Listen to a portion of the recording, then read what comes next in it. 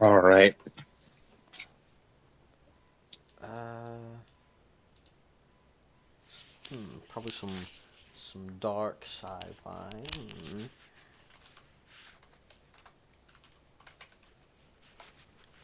Almost cyberpunkian in nature.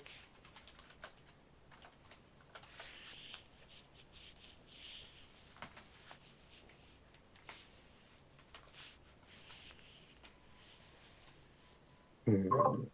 Let's try Katana Zero. Oh Yeah. yeah, that's true. K zero fits well. So it's just like calm, I'm assuming. Yeah, but it's still ambiently bleak. Hmm.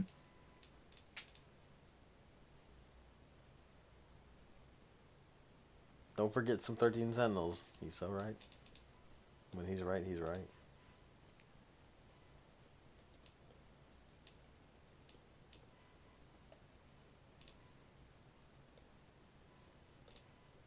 Spitting facts.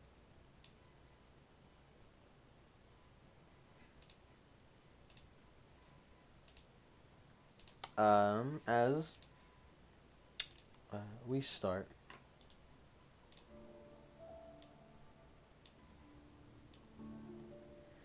in the cold reaches of space,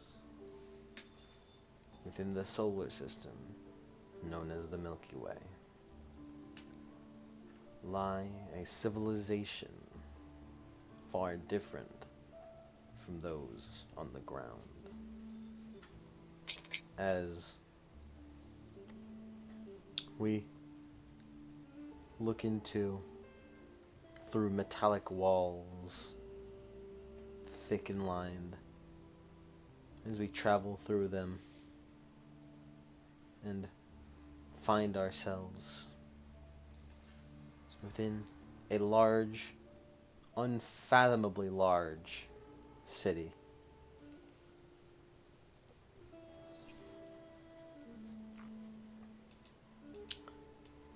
There are several districts and kind of areas within the city, but as a whole, this station is referred to as the Ring. Is we kind of cut to an outside view of the large gas giant planet Saturn, with, in place of its usual beautiful rings, lies a large halo like metallic structure wrapped all around it, spinning softly within its orbit.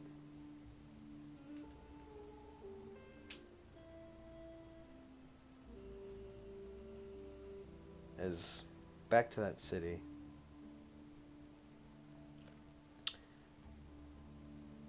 within the highest peaks of this vast urban landscape lies a building taller than all others and brighter still,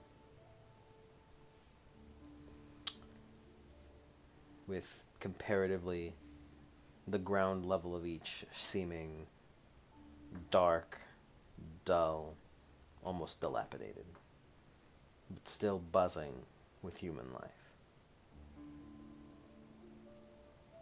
Is within this building, within their own apartment,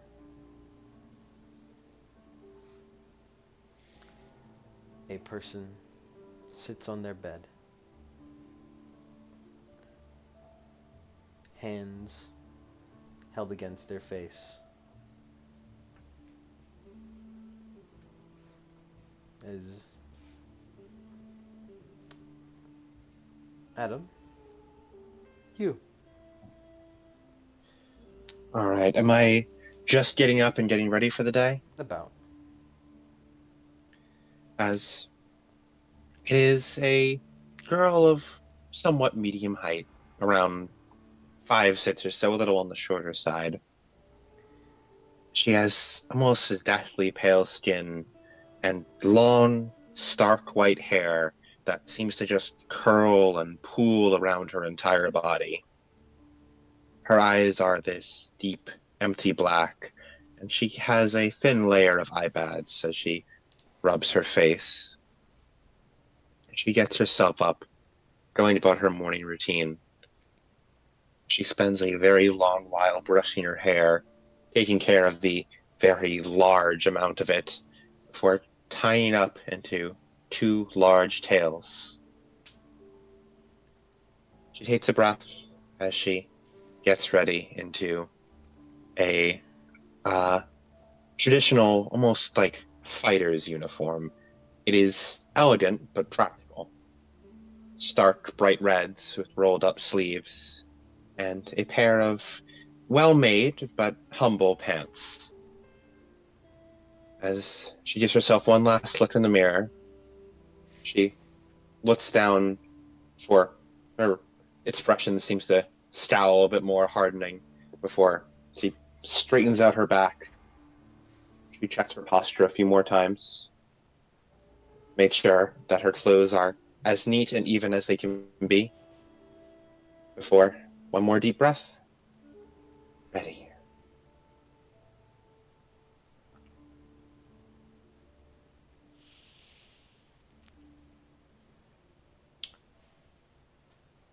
As you leave your room, I imagine. Mm-hmm. Oh, also, you would get a uh, two ceremonial swords that you would keep by her belt. Mm-hmm.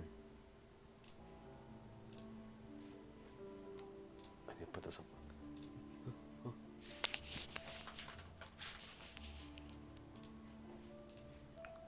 Ooh, ooh, ooh, ooh, ooh. Jesus Christ, why is this thing so fucking...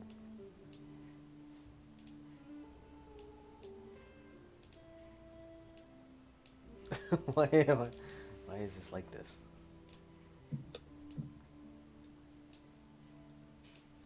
Weird. Later. Anyways, as you leave your room, your expression and posture and all the things, dutiful and perfect. You kind of gaze towards the calendar that is the kind of like visible digital calendar that is updated constantly, synced to Earth time, estimated at this point. You've scheduled yourself today. You have I guess, an appointment later. You would be heading towards uh, you'd be heading towards one of the many possible guilds around in order to, well, you've already signed up, but to go on a trip, to keep it simple. Technically, your services shouldn't be offered in this way, but if there was any better way to do it.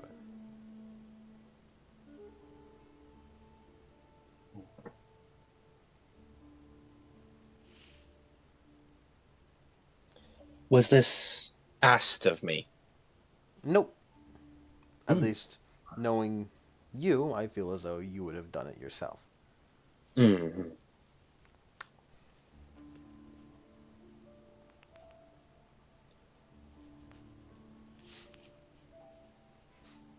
I hope I was right in that regard, at least. Yeah, I mean, that she would do it herself. I mean, mm-hmm. Probably. yeah, we're learning her. We're learning her on the fly. Yes.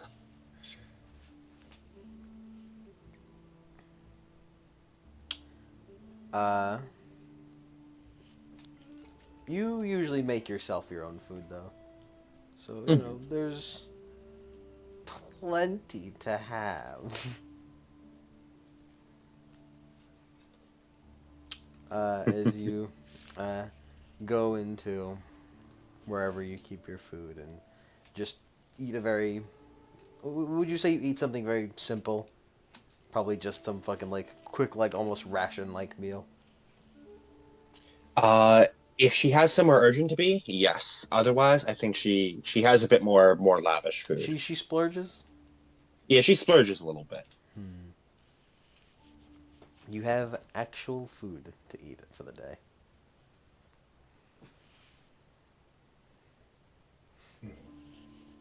As she takes a moment to enjoy her food. Um, Probably like something like a a bowl of like steamed rice, bit of seafood. Steamed rice and mackerel. Yep.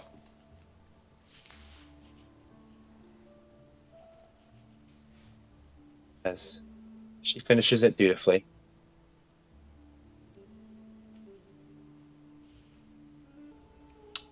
As you do, you hear a knock upon your door. She stands up as she goes over to answer it, and she'll open up the door.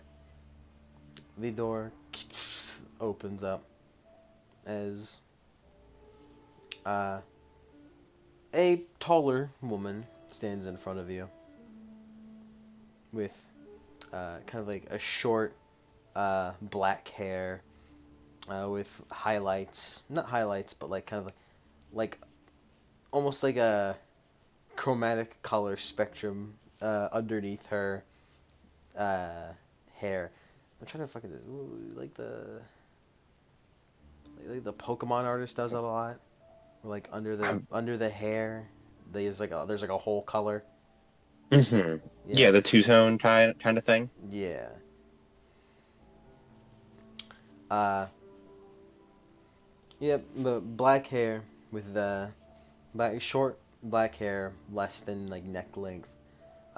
With that going on, a almost strangely cutesy bow resting on the side of her head as she stands firm and tall, wearing a very nice suit uh, and very nice wear and dress. As she kind of looks down to you with almost half lidded eyes, a soft smile, uh, and kind of like silverish eyes. Ma'am, Good morning, Miss Hongfeng. May I come in? of course. She opens the door wider. She steps aside, welcoming the girl in. As she walks in, and she looks around the room as if she had never been here before.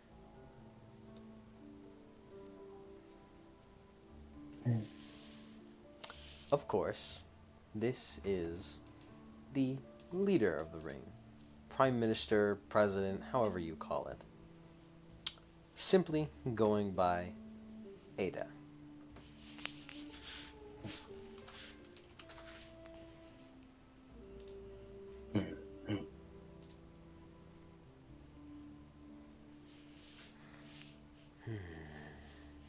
Was I expecting her today, or is this a surprise visit? It is a bit of a surprise.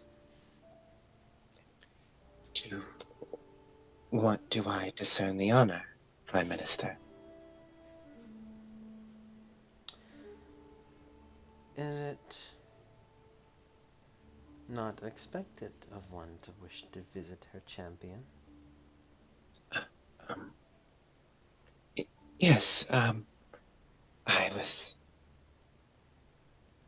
If that is what you desire, then I would gladly accept any visit.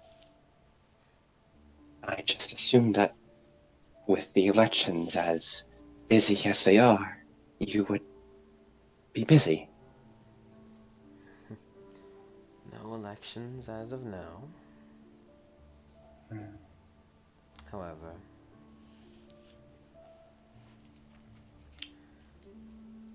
I simply wish to communicate with you over a nice little morning.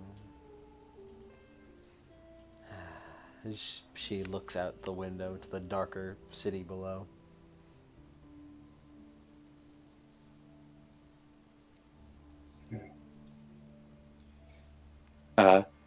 Hong Fen will check the clock in the room. I believe curfew should have ended by now, yes? She nods.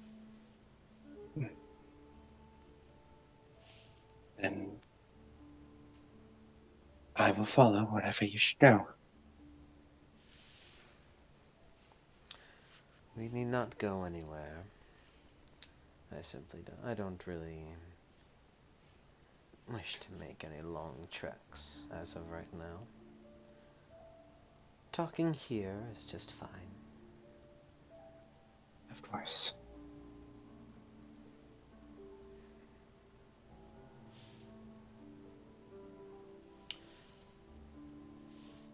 Hong Fen will remain standing in silence unless she is further addressed. She looks over to her shoulder to you.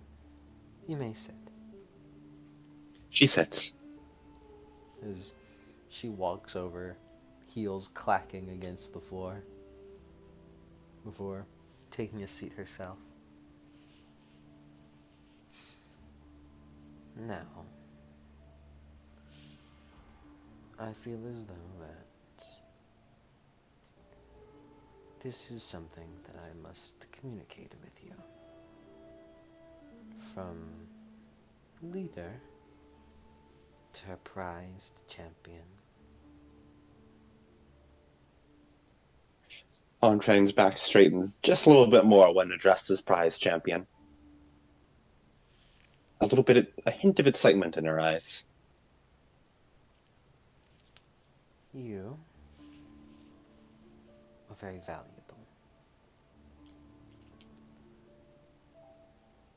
And, well, you have your own things to attend to. I certainly don't enjoy you going out on these expeditions by yourself.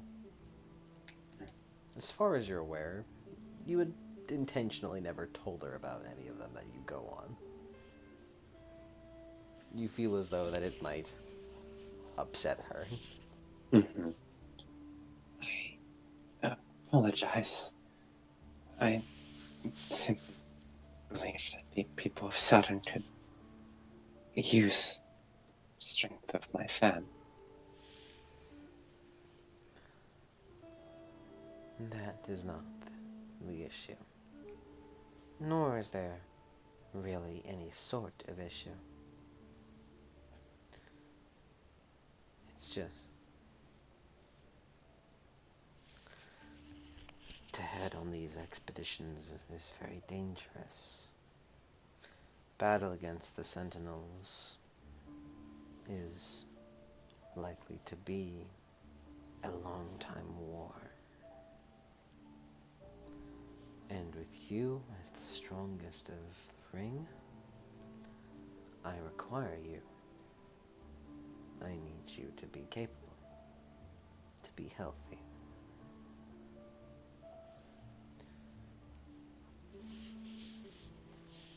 It wounds me so that you are going out without asking. But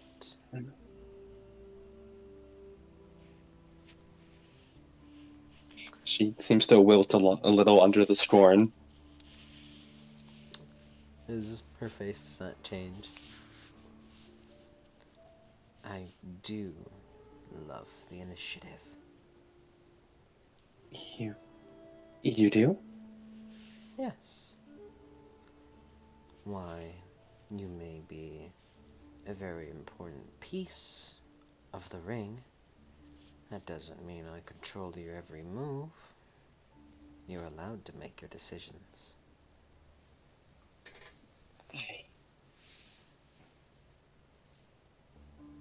All I, Thank you.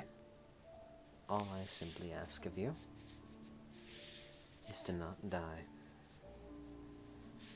Because the more battles, the more expeditions you go on and come back from,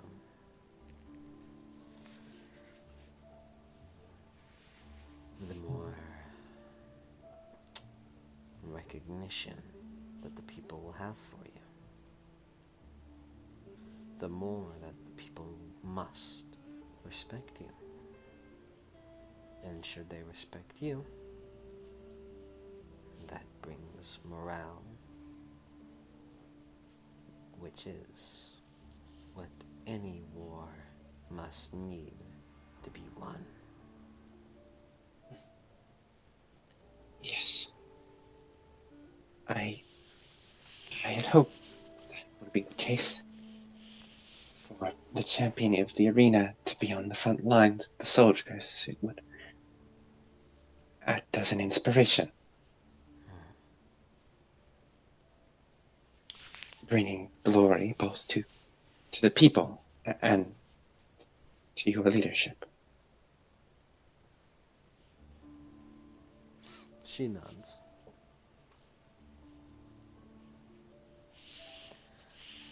And I appreciate that.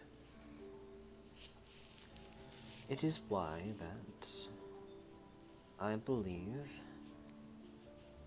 I like to put my faith in you. To take a gamble, if you will.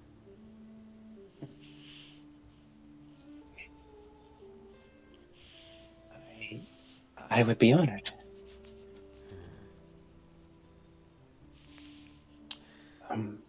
Are you requesting a special task of me, Prime Minister? No. Not any special task, but a role. I would love for you to serve as the ambassador for the ring. Ambassador? But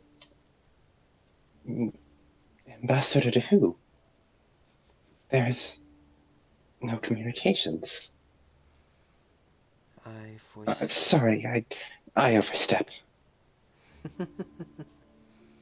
Her eyes unblink, smile unchanging. I foresee that soon a big change will be made. And when it is, we will find ourselves with a whole star system of opportunity. The other planets? They're still out there. Certainly. Where else would they go? She awkwardly averts her gaze. I suppose I had assumed that. Well, I'm not sure. I guess just that they wouldn't have made it after everything went dark.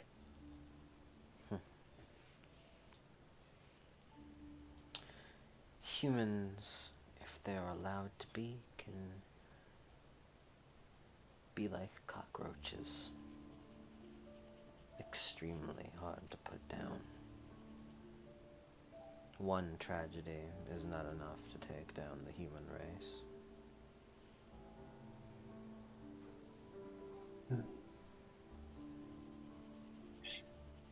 If I suppose your words are as irrefutable as always. The Sentinels could not claim us, nor the wars between the houses. If we can survive, then the other planets can as well. And for that reason, I, of course, whenever communication returns, and the council of the solar system is reignited, I will obviously act as its seat. But I cannot leave the ring so readily. You will serve as the bridge between and the ring with the rest of the solar system. I find that you will likely have a bigger role to play outside this city.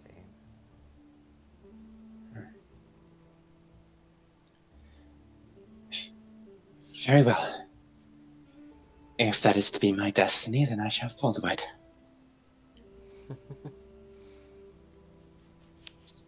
Please, don't say it is any sort of destiny,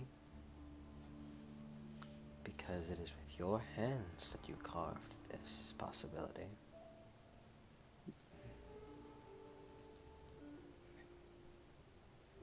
You're the one who has gotten this far. A small smile forms on her face. Then, by my hands, I shall continue it. I will continue to maintain the great legacy of the champion of the arena.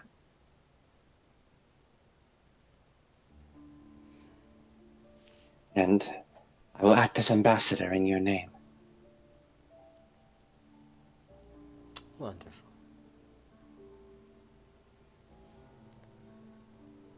As she stands up, looking back out towards the window again.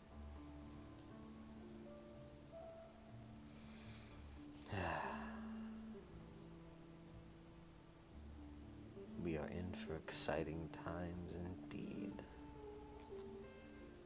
I'm certain of it.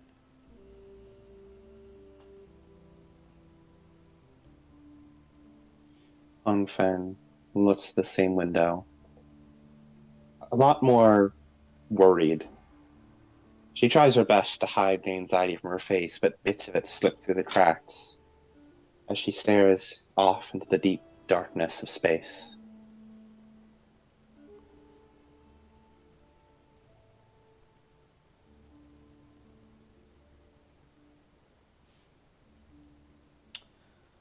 I suppose I shall leave the day to you then.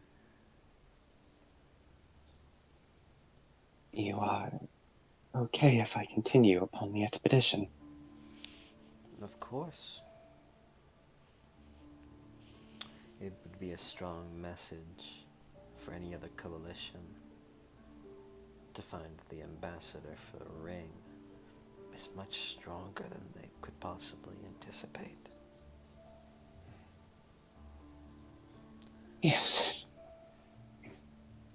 I will make a good first impression. Wonderful. As she walks over to you before you I don't know what future phones would be, but you feel a vibration on it. She'll pull it out. Check her comm link, I suppose. You've been given an access key. What's an access key to? That is a storage facility. I've kept some things there. I want you to have it. They're just standard goods. Use it to trade yourself something nice within the city. Thank you, Prime Minister. The gift is an honor.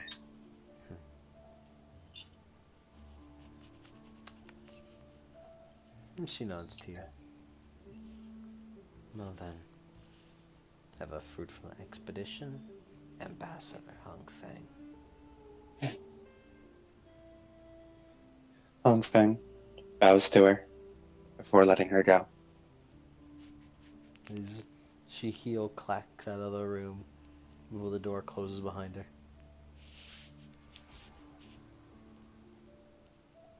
After she goes, Hong Feng's posture drops the tiniest of bits as she looks back out to empty darkness of space. Ambassador. Her mouth purses into a tight line for a moment before she shakes her head, claps her cheeks, her claps her hands, her palms upon her cheeks a few times before she straightens out her back once more, fixes her clothing, and she'll follow the access. She'll go to the warehouse that the access key holds.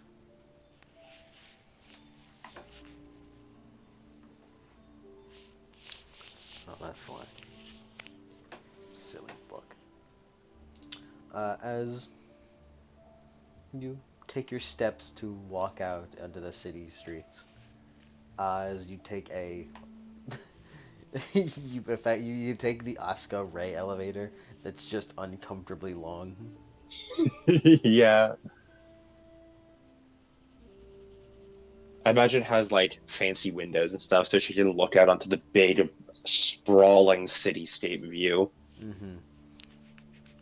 Into the horizon it goes out towards. The ring itself is, of course, an incredibly large city, being that it is a space colony that is effectively wrapped around the entirety of the planet of Saturn, making up effectively its entire circumference. This city is probably the greatest marvel of human engineering, effectively the size of a planet itself.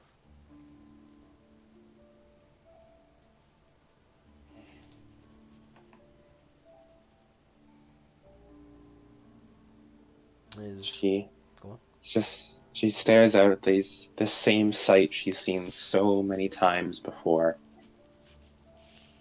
Somehow it feels different today, knowing that suddenly that this sprawling world might now just be another small part of the galaxy.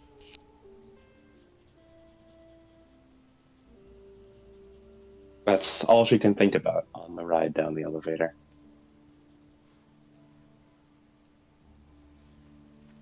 As the elevator reaches its destination, as you begin taking your steps throughout the city, the people here are miserable is strong, but there isn't a single smile amongst them. People try their best, but given the recent times, it is hard to muster up the courage to form any positive thoughts. But a lot of them often do seem to look up with light in their eyes and some manner of recognition as you walk through the streets. She ensures her posture is perfect with every step. You hear I've mutterings. been imagining the city looks like this has been my mental image for it. Yeah, it's about it really look like anything. It's a fucking Yeah. planet-sized city. Planet-sized city, super crowded, like so many buildings stacked on top of each other. Mm-hmm. Lots of shortcuts because you kind of have to have lots of shortcuts. Yeah, she like weaves in and out of back alleys as she walks. You probably hitch some rides. Mm-hmm. As eventually you find yourself at a very nice, well secured warehouse. It seems, with guards patrolling the front. She walks up confidently as she pulls out her access key. They turn over and open their mouths for a second before noticing you, looking upon the key that is that was sent to you. Is a nod. Right this way. She nods, does not respond to them as she follows. And she'll head into the warehouse. You walk through the warehouse, taking a couple of curves and steps as you find yourself in a relatively small looking door in front of you, a red light emblazoned upon it, signifying that it is locked. She'll hold out the access key to it. It opens up as it turns green, as it with a depressurizing a depressurizing sound. It kind of fizzes open. As looking inside, you notice the room appears to be filled with lots of just general goods like food, clothing, water, rations of the sort. Well, currency on the ring is used, it's far more valuable to trade raw goods like this. And more people in the shadier parts of the ring take this as payment. Take more of this as payment than anything.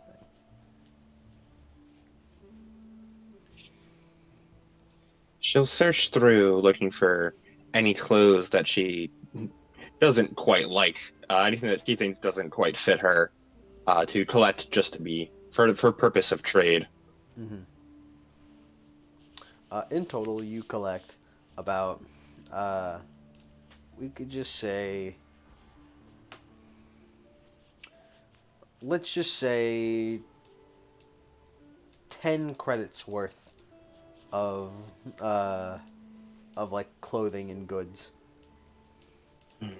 that you can just trade off, and it'll be done 1-to-1 depending on what you get.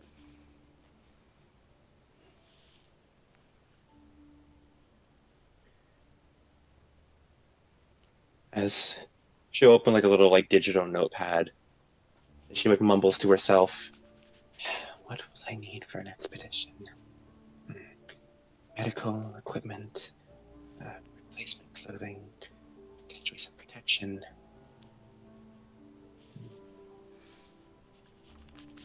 Does she have any like? You can certainly take some of these goods for yourself as well. Yeah, she'll There's look to see definitely, if there's any food and like. rations. Yeah, she'll take like some she'll take like a backpack, or like a pack of things. She'll take like some rations. See if there's any like med kits, supplies. You do manage to find 2 sort of med kits, which let me look up what med kits do in this game. They give a +20 bonus when using the medicine skill test. What does the medicine skill test do? Good question. Unfortunately, I'm also not trained in it. Well, it's okay because you have +20. you have a +20 when you use it. What if the medicine is held in the man like Shadowrun? God, I fucking love Shadowrun mech. It's so stupid. It's called Medicae in this, I'm pretty Yeah, sure. Medicae. Stupid.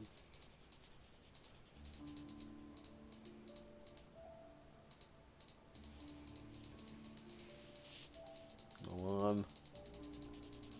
Medicae skill. There's first aid and extended care. First aid. Removes damage equal to your intelligence bonus to lightly wounded characters. 1 damage from heavily wounded characters, and 1 point of critical damage from critically wounded characters. If I had to guess, lightly wounded is probably below half, and heavily wounded is post half. And obviously, critically wounded would be critical damage. Let's see, that's first aid. Extended Apparently, care. lightly wounded is if you have taken damage equal to or less than twice your toughness bonus. Huh. Okay. So, kinda right. Cool. Heavily wounded is anything above that, and then critical is the critical. Yeah. Then yeah, you get 2 med kits. Give you 2 plus 20s for first aid.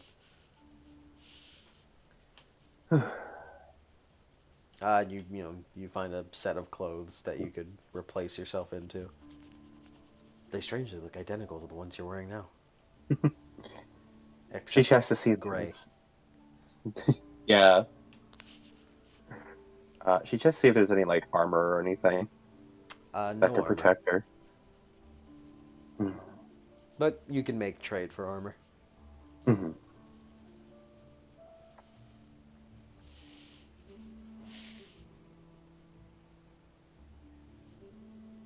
She briefly looks at like a gun and then just sort of like shakes her head like, mm-mm. Mm-mm. No, no weapon, no gun.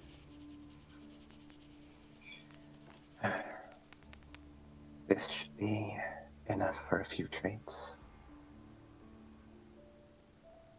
And she'll take like a protein bar and snack on that as she begins walking to the marketplace. The marketplace for this case would be more closer to the site of expedition. Hmm. Is you travel there, and before long, and before long, I mean it is actually quite long because it is a big ass city. You find yourself in what almost looks like I guess as if like a mall entrance was just carved open and like formed into like a wide open kind of area where lots of people appear to walk through, order things. Uh, as deeper within, you see a help desk with a bunch of people wearing like weapons and gear on them, talking to someone. Before a couple of them are led down a hallway before being unseen. You note that there is a place that you can trade for medicine, a place that you can trade for armor, and a place that you can trade for weapons. There's also general goods like food and stuff to trade for, but you don't need that. Hmm. She heads first to the armor place. Yep. As she walks, she is poised, confident, uh, and tries to make sure every step is not like heard, but it is noticeable.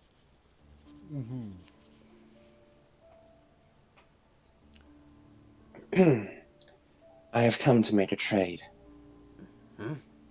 As the uh, the kind of grim-looking man resting, surrounded by armor, kind of looks up a little surprised. Oh, oh, the champion. Huh. It is an honor to see you. An honor to make your acquaintance. And yours as well, citizen. So you wish to trade? Yes, All I right. shall be joining the brave soldiers along the front lines, and I would like to request something to protect my body. Will do. Will do. As if if you were to go to page 145 of Dark Heresy, one, Mhm. uh, you would find a list of a table of armors. The cost is not the cost that says Mhm. cost, as this is much more trade dependent. Uh, you can get any armor that is not power armor. Uh, what is Carapace again? Yeah, you can get any armor that is not power armor. Mhm. Uh, and the base cost trade wise for the armor is its AP that it offers, plus a kind of not a multiplier, but plus a like additional bonus. It's just primitive armors is just it's AP plus 1. Flak armor is AP plus 2. Mesh armor AP plus 3. Carapace AP plus 4. Mhm. Mesh is AP +4. Yep. No, Mesh is AP +3. Carapace is +4. Yeah, you can pick any of these armors that you like, utilizing your 10 credits, of course. However you wish. Of course, again, power armor is, not for sale. I don't know where this guy could get fucking power armor. Yeah. Seems a bit more military grade. To be fair, there is some of these that are quite military grade, but simultaneously considering where you could possibly get some of these armors from, it makes sense. Yeah, you can pick out any of these. This is official. You get a whole option here.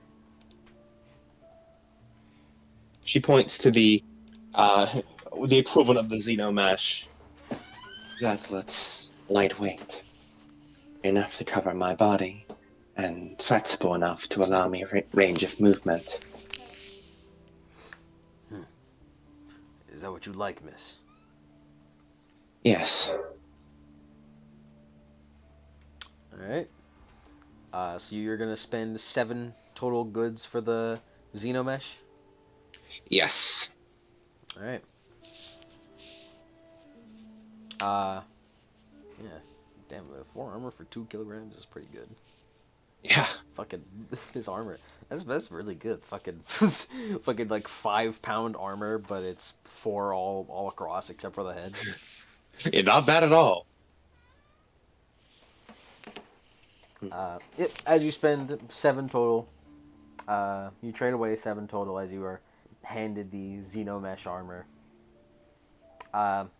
It is compact and very lightweight, but still very durable.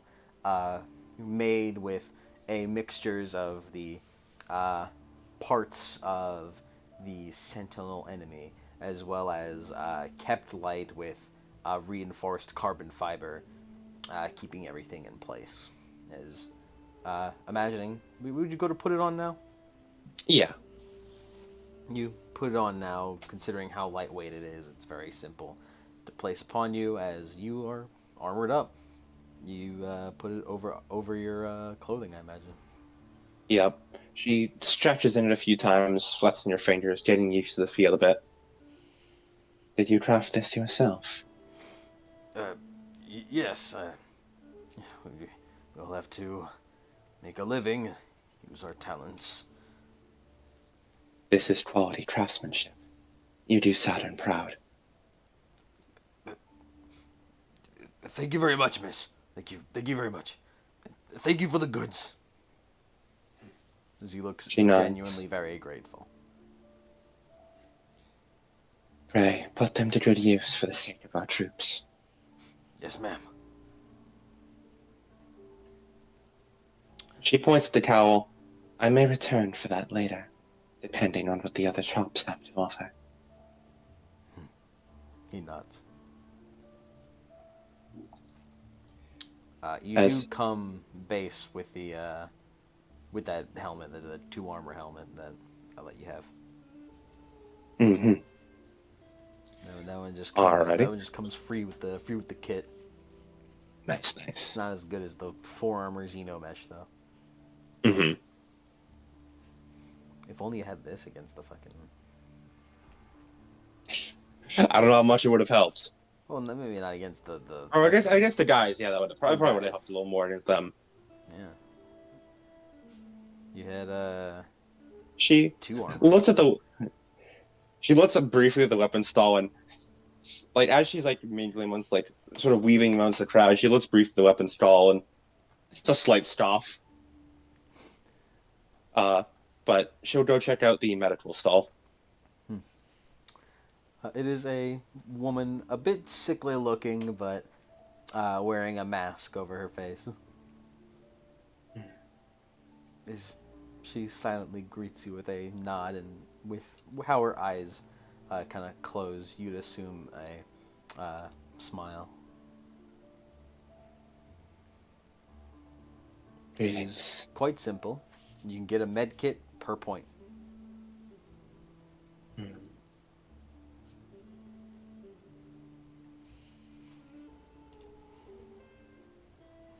Do they offer anything else, or just medkits? Just medkits. Hmm. These medkits also have like cleaning supplies. Wouldn't want to get infected. Also, it helps to not be stanky. And by cleaning supplies, it isn't like modern cleaning supplies. It's like fucking like Mhm. instant applied gels that instant seal wounds and shit like that. We're in the far future, after all. I believe I should be good for now, but I may return later. She nods. As she'll go, for the sake of it, she'll check out the weapons area. The large, muscular man nods at you with respect as you walk up to his stand. Greetings, Arms Master. How do you do? I wish to see the quality of wares our soldiers are receiving upon this expedition.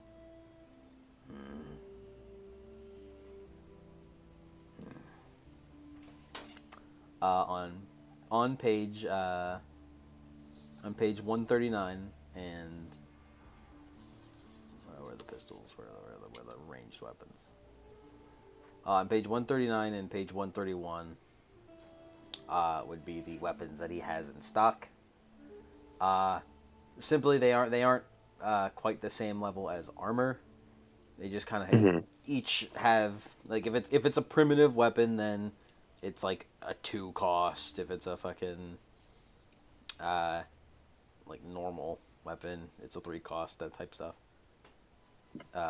The weapons are a lot less easy to kind of do, so it's just a case by case depending on the weapon. Depends on the weapon and the man. But you know, these are the average weapons that each person is receiving. Of course, none a match to what you have. Mhm. You have the sword, just Mhm. standard sword. Mhm. Your old standard sword. You could spend points on it to upgrade it if you like. When I say Uh, upgrade, I mean like you could like I don't know trade to get 1 pen, or trade to get like a +1 to damage. I don't care. mhm. She won't go for anything like that right now. You spend a weapon upgrade point to give it the light quality. And you said he only has pistols? No, Or he has he doesn't have power weapons. Mhm. He doesn't have power weapons, and he has kind of like a slightly shadier version of like these military grade stuff. But he does have like most of these. It's just they of course range in expenses. Mhm. Mhm.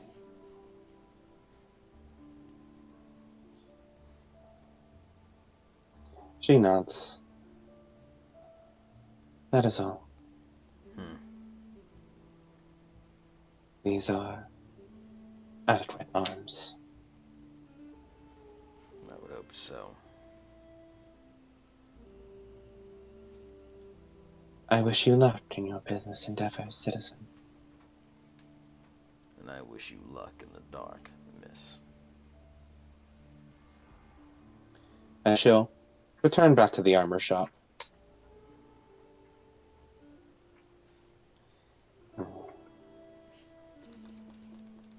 Hello again, miss. Hello. Hmm.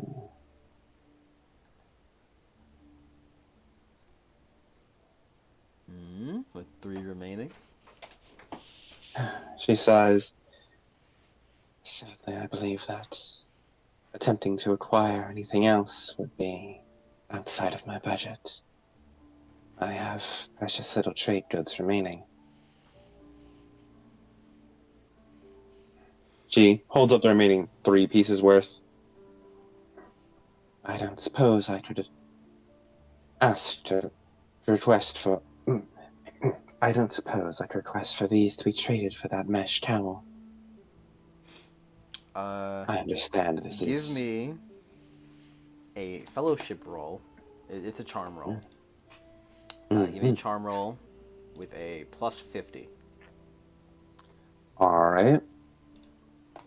It's pretty good. I'm not trained in charms, so this will be helpful.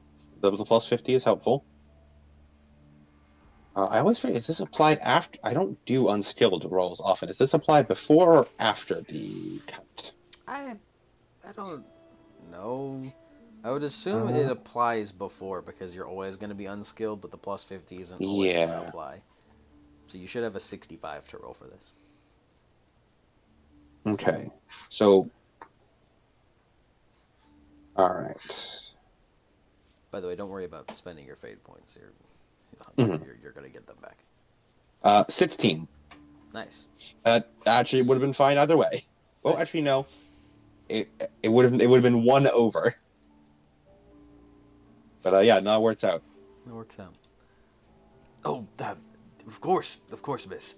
I'm perfectly willing to trade. You've already given so much. I greatly appreciate it. You and your work.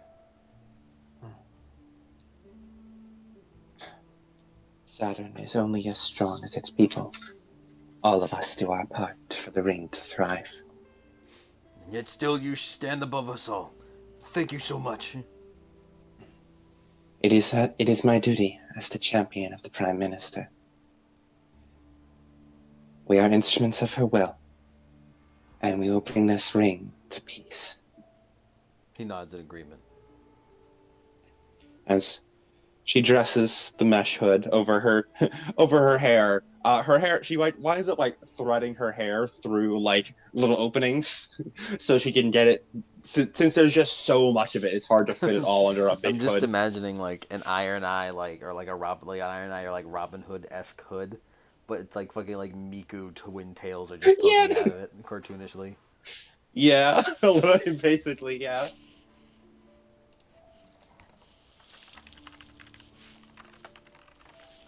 Yes. I believe this is enough preparation. Oh, what the fuck?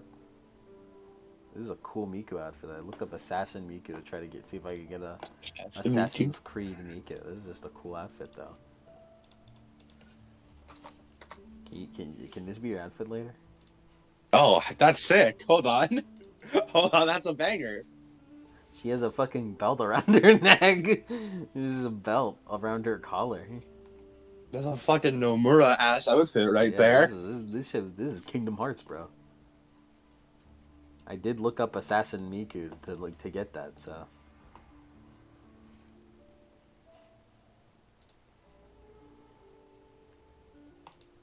Oh, here it is. This is what I was looking for.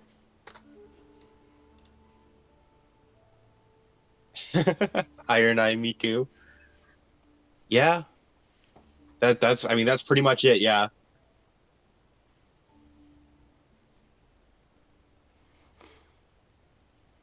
Is fully suited up and ready.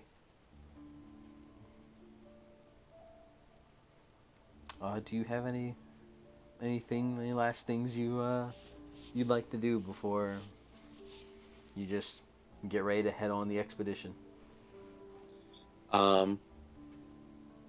If there's a large gathering of expedition troops, she'll speak to them. There definitely is. Mm-hmm. She will walk confidently up to wherever like a podium or high point is. Each step poised, 1 foot in front of the other, her back straight as an iron rod. Yeah. As when she reaches the top, she turns, and for a moment she just looks down as she observes them all. As she The people begin rests. to look over to you, like, oh, they're muttering to themselves. She rests her hand on one of her swords. Soldiers, expeditioners. Today, once again, we delve to find the core. We throw our bodies into the grinding gears of the machines so that one day the ring can know peace. Today, as any other, we fight against the endless tide of gnashing machine jaws and the whirring of buzzsaws and lasers. We will face impossible odds. We will face death, blood, destruction. They wish to take everything from us, as they do every single night. And that is why we will go down again. With every step we take, we draw closer and closer to the core. With every step we take, the machines lose more and more of their territory. The ironclad grip they held on our world once is long gone. Once again, we rule the surface. As she draws her sword before she raises it high. And by the end, we will rule the tunnels too. They're scurried away, little hiding holes. We flushed out and cleansed. Every last machine will be turned into scrap. We will take everything back that they have stolen from us. And I, the grand champion of the arena, and great champion of our prime minister, will be with you every step of the way. I shall walk into the fires of hell alongside you. I shall brave their buzzsaws, their teeth and jaws. I shall stand with you, shoulder to shoulder, the gaping jaws of abyss. And you will see, as she brings her sword down, pointing to every one of the soldiers, that we will win. They can be cut, and they cannot hold out forever. So stand with me today, as you have time and time again, and let us wipe them away from the ring. It is a thundering applause. Everyone is cheering. Everyone is yelling in agreement, and with a fire in their eyes. Now, soldiers, as she points towards where the opening for the expedition is, charge forward. Let them know our wrath, as we have to taste theirs every night. Fight back with everything they have given you, every ounce of pain. Deliver it back to them. As a bunch of people just run forward as they dash down the hallway, into the tunnels. As like one of the people at the front desk was like, "Okay, there's a good speech and all, but you still have to apply. Hey." As she sees her sword, and without following too much else of the paperwork, she'll hop down from her podium and walk confidently into the tunnels as well. You get a conditional fate point. I wasn't expecting a fucking.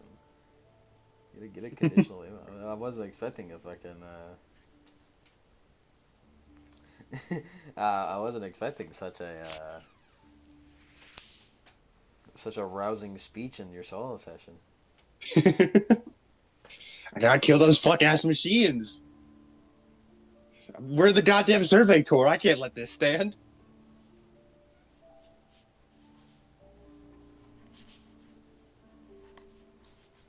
Hey, she doesn't even have that. The fellowship ain't even that good. Yeah, my fellowship. Would you believe my fellowship is only 30? It's just average. You're- She just the people just know her hype. My brand. Hey, it's okay, man. You have general fellowship. The people here just know her hype. I'm just really fucking popular here. Hype moments, Nora. You hear the squeals of your fan club in the background. Hyazora, Oh, you're the grand champion, aren't you? speaking of that, reminded me. I almost forgot. It wouldn't have mattered, but on the barter roll, I could have applied my peer talent for people of Saturn because they love me. It is true. I don't know what that one is. Peer just means you're really popular among a certain group of people, and you get a +10 to all social rolls against them. Mmm. Saturn loves me, You're the champion of the ring. As you the champion of the ring. as you confidently walk down into the tunnels. And now we can play Darkest Dungeon music.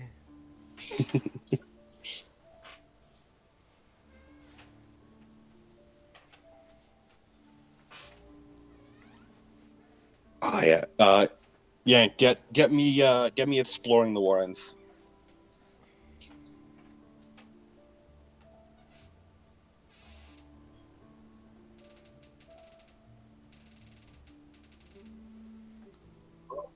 I see explore the ruins. That works too. Yeah, because I see, like, return to the Warrens and battle in the Warrens. Ruins works too. Any of those do pretty well. Mhm. Ruins and Warrens both have pretty similar music.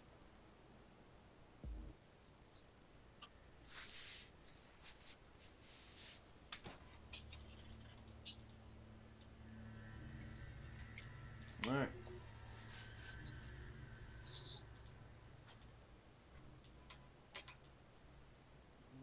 Sorry, I just realized my fan's probably going to be bothering. I haven't heard it once. Oh, excellent. Uh, as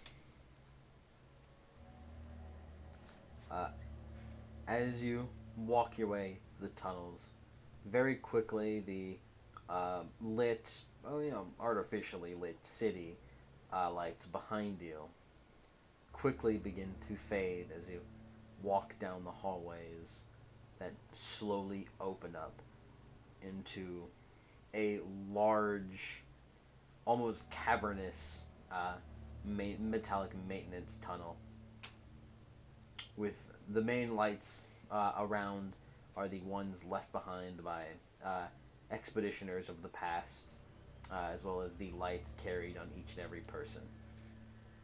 Currently with you in this group, as usually go expeditions usually have a group of people working together as opposed to any solo missions, as that would more than likely just end up being suicide.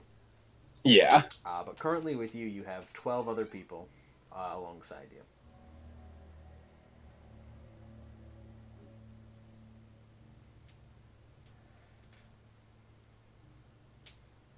As they're kind of like talking amongst themselves, like a little excited, and morale certainly high as they look over to you and give out a couple cheers.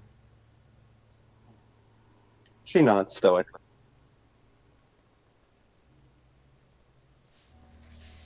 Oh, shit, I just realized I just realized I'm the one recording. I need to be the one to fucking. I just realized I'm the one recording. I need to be the one to put on pictures. I'm not used to this. Hold on, let me add the picture of the Miku.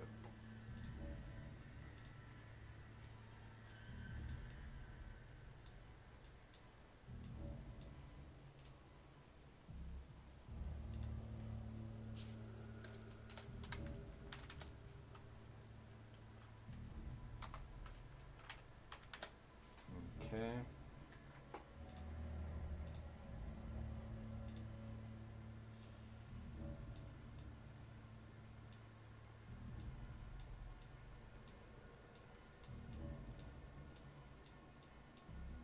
This Iron Fan is really big, by the way. I just shrink her down a lot to get fitter on the screen.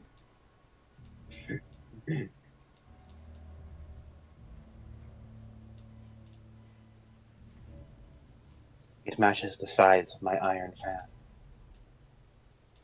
showed you my Iron Fan. Please respond.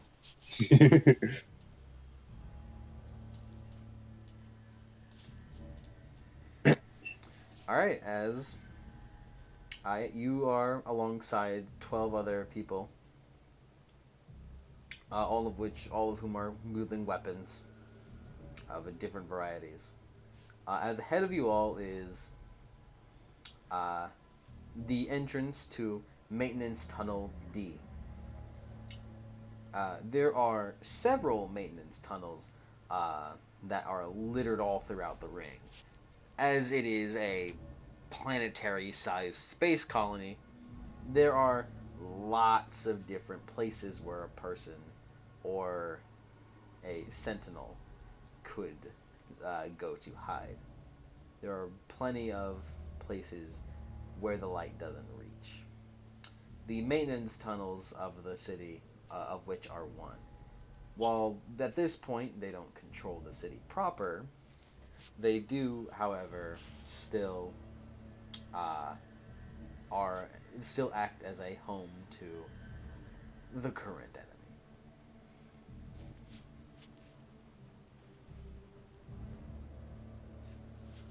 enemy.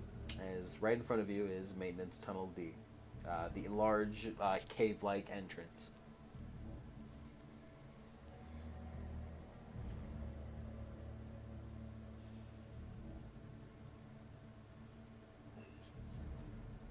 We have arrived.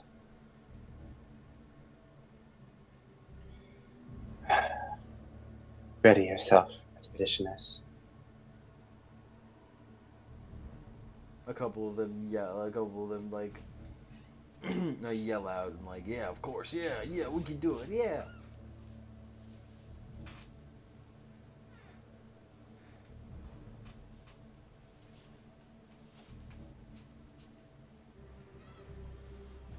As you She will. She'll walk forward. You take a step forward as leading them within the tunnel. The expedition begins. As could you please roll me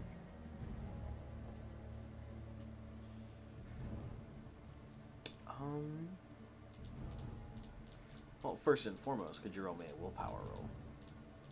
Of course. With a plus 10. Alrighty. Oh, Google Chrome just crashed on me. Nice. Give me a sec. Willpower plus 10. That's a 2. You are fine. The innate fear of being within the tunnels has not deterred you one bit. Now, we're gonna kind of do a bit of a navigation roll. Mm-hmm. There's no like navigation skill really.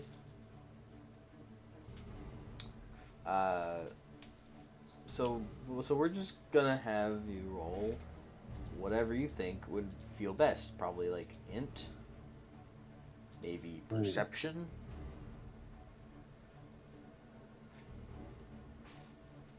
Yeah. To lead. By the way, you don't have access to sync ratio as a stat at the moment. Mm-hmm. Yeah, it would probably be Iron Fan. He's not very good at this, so if possible, she tries to but she gives the impression of leading the way, but she mostly just sort of tries to rely on if they have like a proper team navigator. You do it. But she's like, "Oh, there's no team navigator on this one. Okay, I can't let them know I don't know where I'm going. Hold on." As yeah, I think she'd go for. I mean, I guess awareness. I mean, What's are that? you sure? You don't have to roll the skill. I was just gonna have you roll like a characteristic. Oh, okay. In that case, yeah. What do you think would fit best? Like, Maybe int. I'll take int. 25. It worked out. 25 under 34. Traveling through the tunnels is, of course, very dark, large, and labyrinthian. as you make several twists and turns, being careful to chart down digitally the means to follow back. The tunnels themselves are not not constantly changing, but they are subject to possible sudden shifts due to the extreme amounts of whirring machinery that are within. Uh, that are within. As you confidently lead your squad uh, through the labyrinth, as eventually you catch notice of something, you hold out your hand.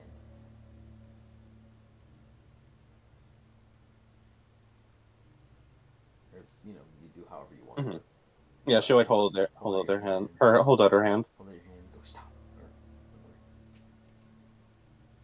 As by your lead, your party stops as you hear a sound uh, coming from a chamber ahead of you guys that you are capable of hiding from the sight of. The sound of clanking, whirring, and chattering.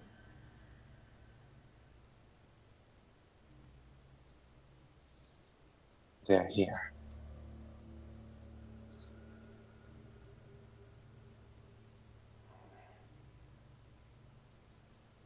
Does it seem like, indeed, the Sentinels are very close by? Yep. However, due to your expert leading, you are capable of getting a surprise on them. You have caught them before they caught you. Ready your weapons, expeditioners. They're ready. We're going to aim to take them out before they even have a chance to notice we're here. As she reaches down for her sword, but instead of drawing it, she runs her hands together as she makes a drawing motion, but instead of drawing a sword, she's going to attempt to manifest her fan. All right. That is a 70, which does not succeed. As she sort of grimaces a bit. So here's the funny thing is that you just keep Yeah, she tries to do it again. Since we're not in the turn world, you can just do it again.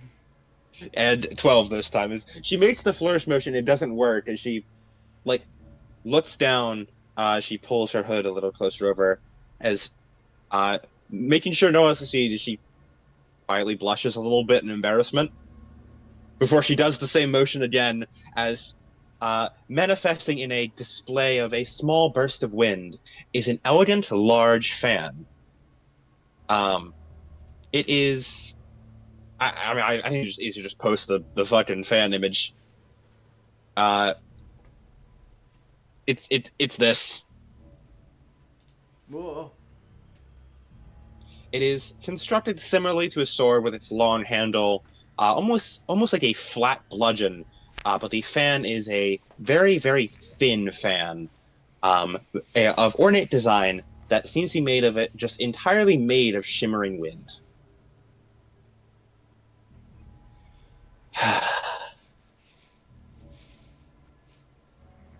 As I'll spend the 20 for that. Alrighty. Now, strike. As she'll jump down to make an odd attack against one of the sentinels. All right. Roll it. 22. Okay. What's that damage? Damage, it do be 20 damage. 20 wounds. Nice.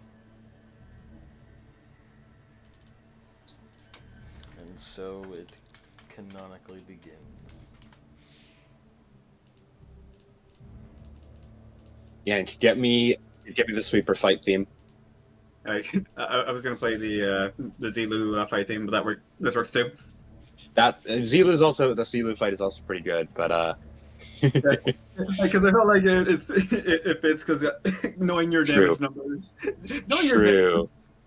the sweeper theme is more like oh shit's going bad. Mm-hmm. This isn't. Yeah, Zilu, yeah, Zilu. This is this only helps your aura. I must build up. All right, as jumping from the top as you do a quick flip down, is your eyes instantly narrow in and lock on. As you see before you a almost standing on two legs like a humanoid, with a large singular glowing eye in its head and chattering metallic teeth that seem to have been ground on, is a very Terminator-esque looking robot with whirring fingers and blades sputtering out of its shoulders. As in total, you have noticed that there appears to be 11 in total. Well, 10, as you lock dead on to the one that you are jumping on, as you swing out your fan, and before the fan even lands onto the robotic menace, it is just dismantled. As you land onto the ground, as the rest of the sentinels turn over, gazing towards you as roll initiative. And by roll initiative, I mean we're gonna have a surprise round. You just had your turn. Mm-hmm. Yeah, let's just do the damn thing. Let's just do the initiative.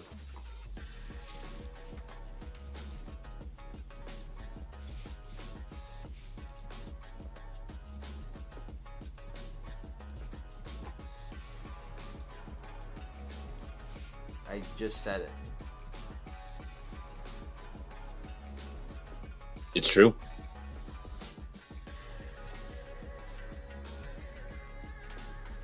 Terminator with teeth and a lot of buzzsaws. With a ground on teeth. Really, they could look like anything, though. Mm-hmm. They're robots. A big singular glowing red eye.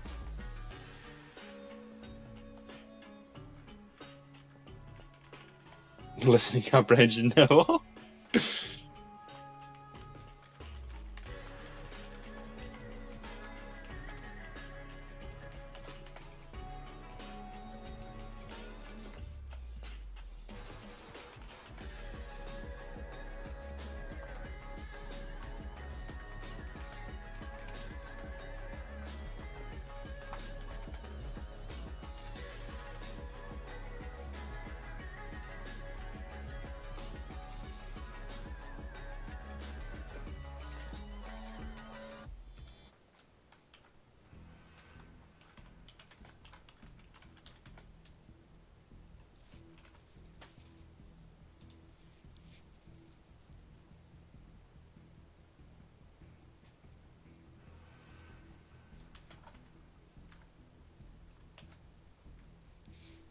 Ooh, yeah.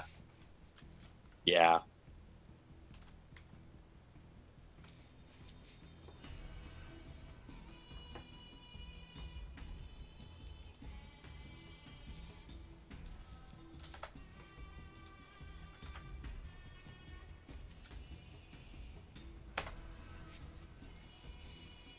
Expeditioner Hype Squad.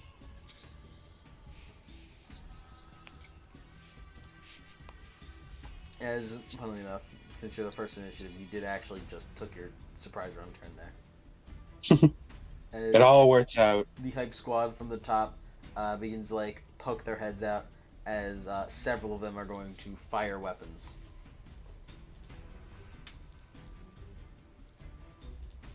Let's see here.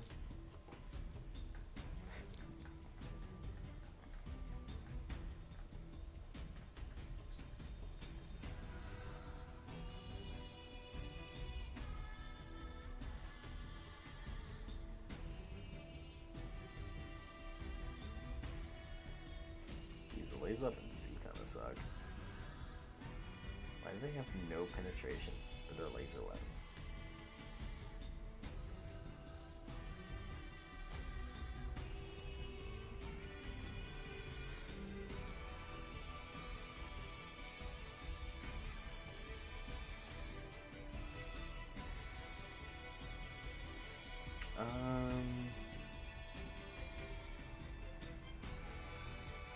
And probably just something like this. Alright. Let's roll it. They're going to aim and shoot.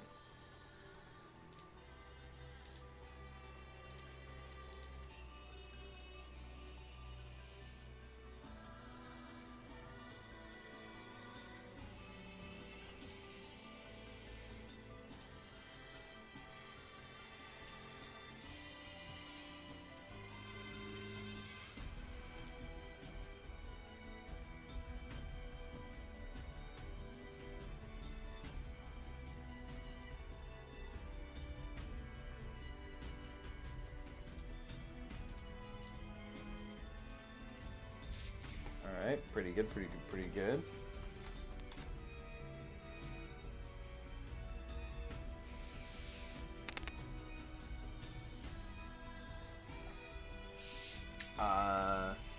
What would you like them to do? Would you like them to spread the damage out, or do you want them to keep... Probably should have them focus down each one until it's dead and then move to the next one. Alright. Get numbers down as much as possible. Alrighty.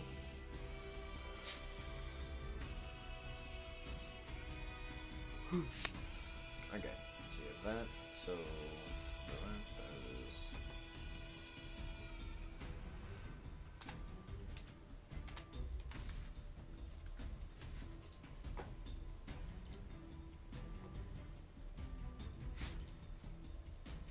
Ooh. So the fucking Sentinels are lucky that they can't Righteous Fury because they're NPCs.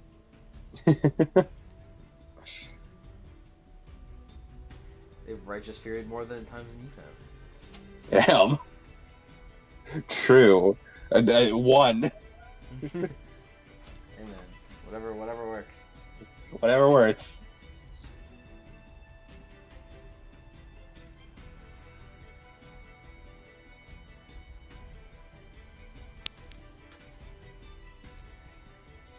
Okay.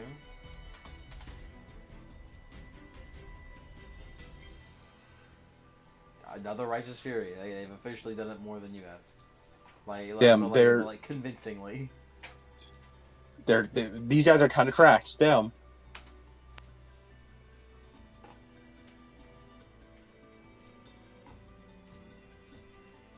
A third one? Jesus. What the fuck? Why are these guys like this? Alright. 7 of them in total hit. As collectively they were able to take 1 out. Nice. They kept rolling a mix of max damage and really bad.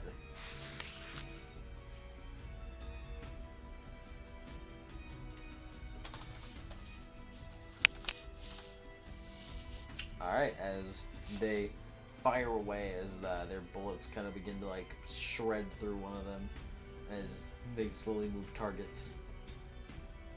Evil version of Righteous Fury. It's called the Angel Righteous Fury. It's Divine Hate. Divine Hate. Hold on, that kind of goes hard. Divine Hate. Ow. Alright, like I said, it's a surprise round, so back to the top. And can someone keep track of initiative somehow?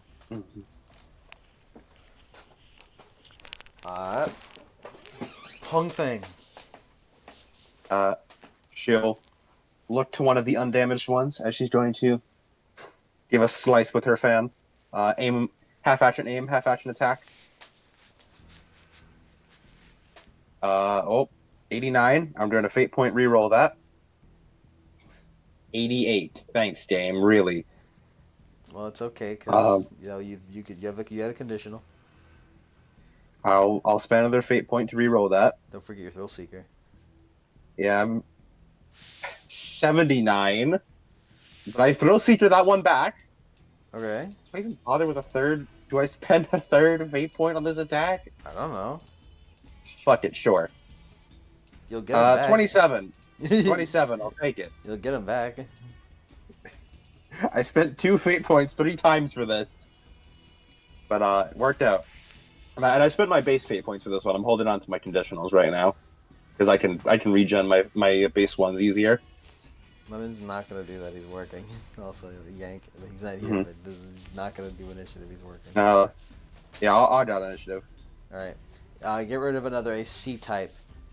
As you swing your fan around, as it kind of holds out its sword, like it holds out its hands as it whirs to try to catch you, but you just slap it across the wrists as the arms and along with the rest of the body just go with it. As roll the damage. That is a solid 16 damage. Yeah, as the body and the rest of it just gets fucking blown away. All right, the hype squad.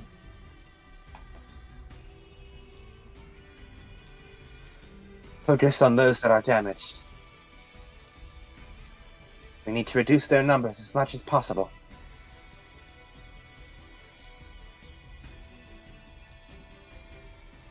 All right, 6 of them hit. Is they're going to keep focus firing on the damage one?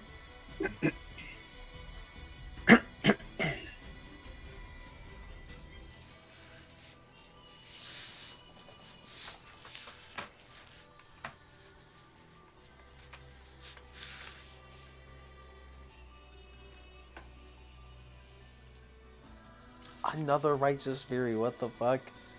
And these guys might actually be goated. All right, get rid of a Is this gun one. Prime Minister's will? Get rid of a gun servitor. All right.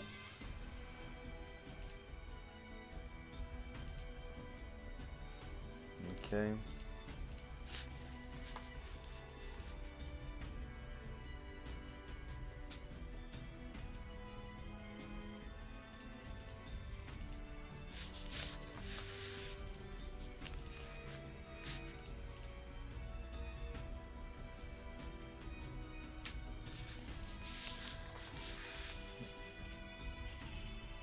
Get rid of another gun one. Damn, they're pretty good. They're getting it. As they fire away, bullets kind of ripping through the metallic frames of these sentinels. As the C-types begin to kind of make their way over, as 2 of them are going to run over to the crowd, as given that they have an elevated position, they'll have to, get there and run. And wait. Are they leaving combat with me? Or are they not engaged in melee with me? I'd say one of them probably ends up running past you. May I attack of opportunity? Sure. It's free. Fun, easy, and free. 58, which does not cut it. Does not cut it under my 51. You have a high threshold for the beginning, so you could fail it. Yeah. Imagine if you didn't have a 51 threshold. Oof. Imagine if I had to roll my actual weapon skill. Yeah. Ugh. It's spooky. Imagine if I had to actually roll the dice. Look. As the 2 remaining C types are going to run towards you in order to finish you off with the giant fist. Here comes the giant fist. And by giant fist, I mean fucking chainsaw fist.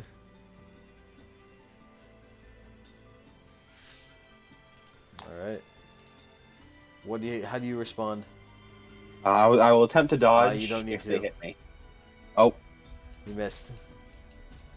As Yeah, you she just like smack him away with the fan, or you do whatever you want to do. Going on. yeah. And she swipes the fan forward as a gust of air blows her out of the way as the fist slams to the ground next to her.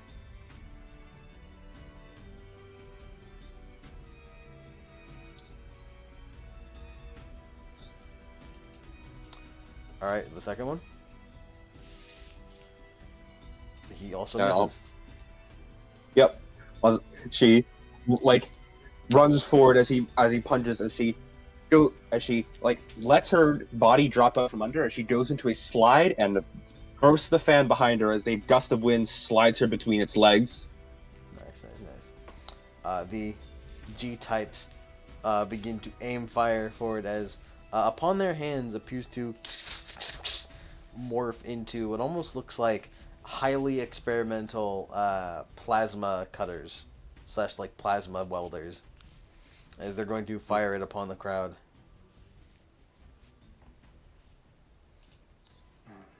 And miss entirely as all the hits whiff. These guys are buffed by you. They're buffed by your charm. They're so inspired. All right. With that, your turn. You're up. Does the power of the hype squad get me a fate point back? Sure, you can get in. Hell yeah. As after diving between its legs, she's going to fan the ground to push herself back up. She twists around and she's going to aim and slice through. 37 with a damage of 22. Almost a righteous fury, but not quite. As she bursts herself from the ground, spinning around as the fan easily slices through another of the combat types, C types. Yeah, you just gotta guess, bro. You don't even know if that's what this is for real. As it just, the burst of air just separates it and then blows the top half of it across the room to the other side as it clanks against the wall. Hey man, how much damage was 22. that? Shit, I mean, how did you know that killed? Call it a hunch. As that is Hong Fen's turn. Alright. Yeah, get rid of a C type.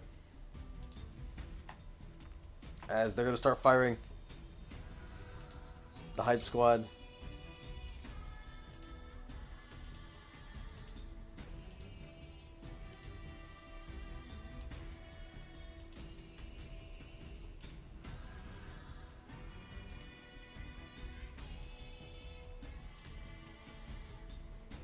Jesus Christ. Okay, let's see here.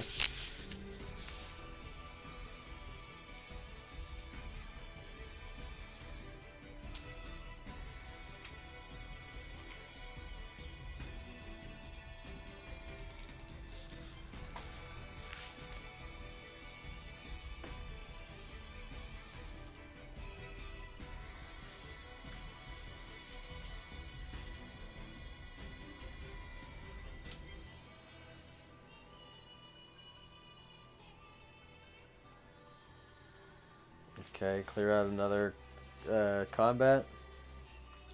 Alright. And clear out another gun. Alright. The hype squad's fucking good at the game, man. They're really good at the game. Alright. As it is the C-type's turn, they're going to, the ones that remain are one next to you and one that is up there. Yeah, one that is up there next to them as they're going to no, try attack. They miss hitting the group.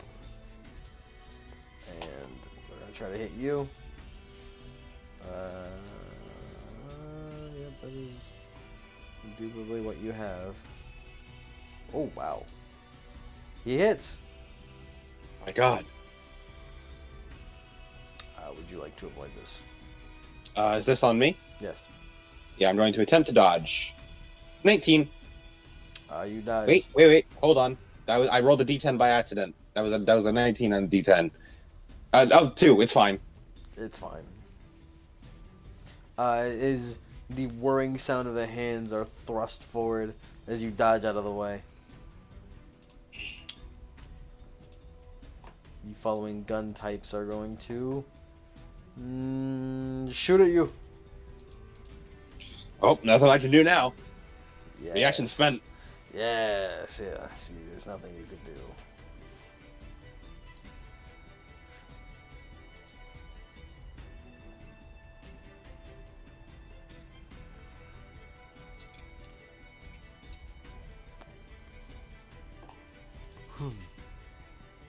Alright, does he hit?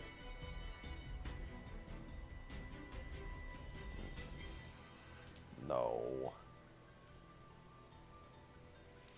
No, he misses as 2 guns morph onto his forearms as he just fires them out at you.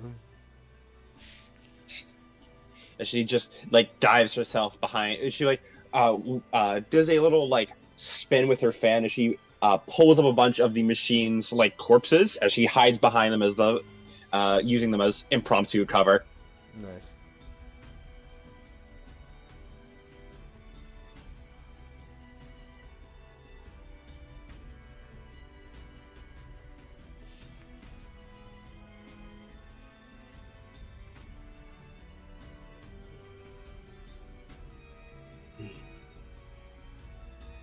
Oh yeah, it should be your turn though.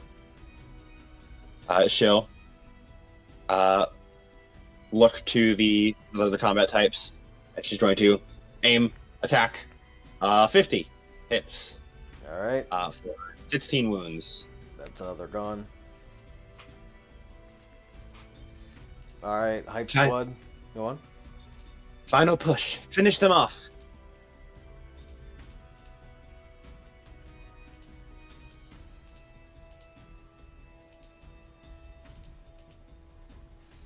Alright, as they do in fact shoot to kill the gun type. It's a gun, it's G type. She like As they do a little bit of damage to the C type. As it is next to you, and he's going to try his best to just do it, just to do it. so gun type is dead? Yeah. Alright. He lands his blow! He's coming! I'm going to attempt to dodge. Oh, 87. I'm taking this one. Ah, oh no, that's not good. He's gonna hurt you. Just a little bit, though. I'm sure you could take it. I'm sure I'll be You're fine. the tank after all, right? Yes, surely. Definitely. Yes, 100%. Alright.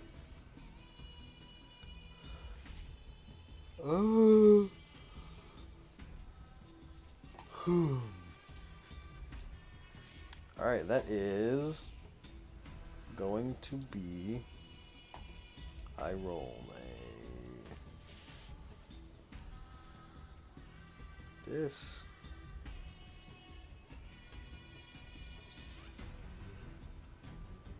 Oh, I roll that. So this is going to be a body shot, Okay. and this is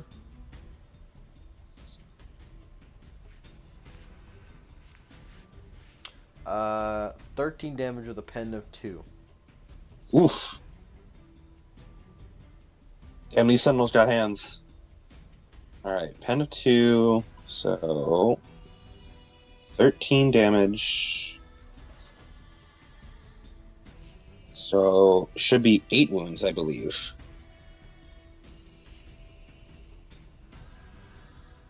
That sound about right? Yeah, that sounds about right. Sounds about right. As Hanfen grimaces as it tears directly into her stomach as blood splatters out over the ground. Alright. How much wounds did you take, by the way, again? 8 wounds I took. Alright. Because it's 13, and then pen of 2, so I have a total of 5 damage reduction. Ugh. They begin to panic a little bit. This is nothing. However deep they cut me, I cut far deeper. Your turn. Got a 9 on my attack, 15 wounds.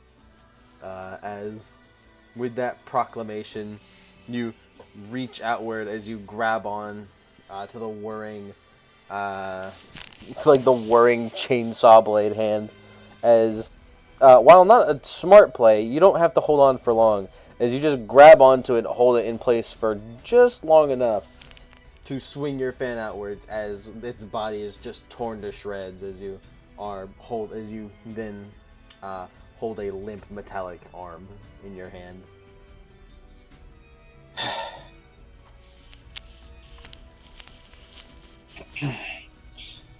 I require a short break for medical attention.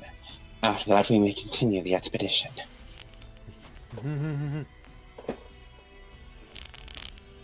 Are any of you skilled in medicine? One of them probably is, yeah. I asked assistance in bandaging my wounds then.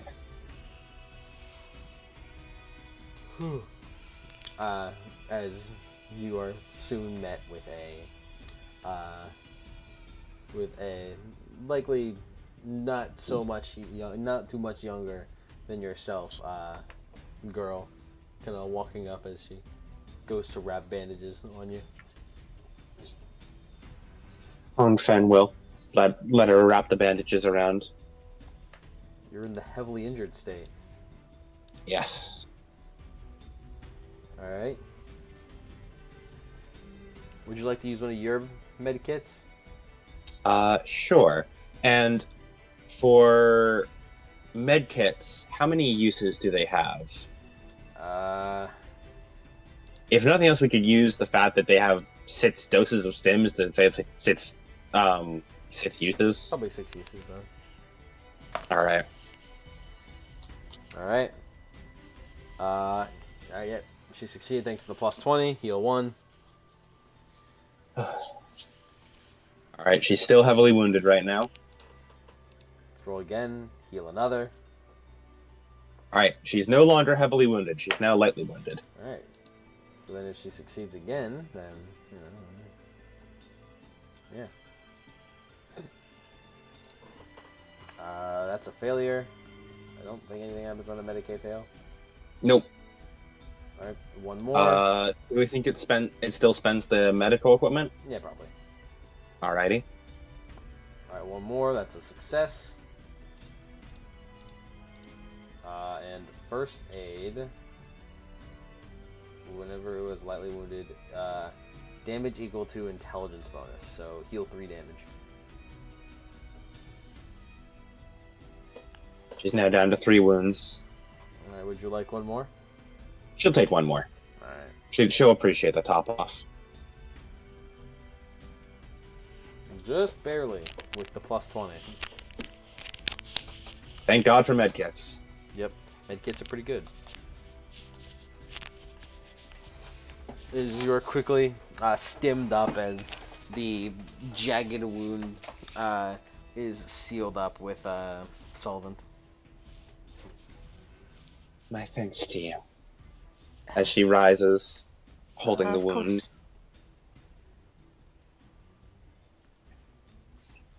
You are another valuable soldier. Oh, thank you. Expeditioners, are there any other injured? Are we set to continue forward? After looking over everyone, it appears no one was injured. Good.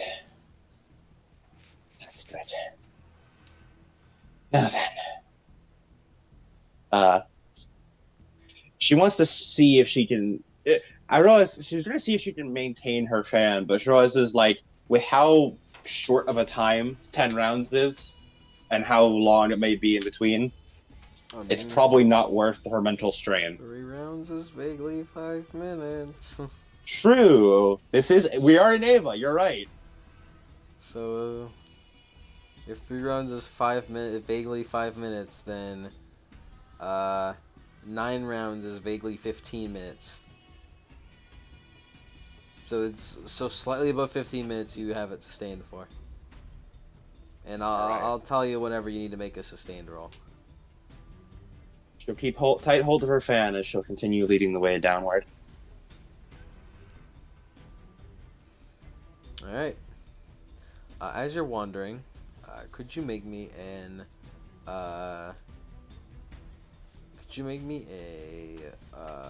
int test?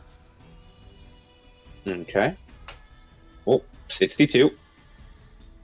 Okay, full regain your like non-conditional willpower or fate, by the way. Nice. Yep. 62. Alrighty. As you are leading your party through the maze once again, could you make me a perception test for surprise? Okay. I believe so. Hold on, I'm gonna look up surprise.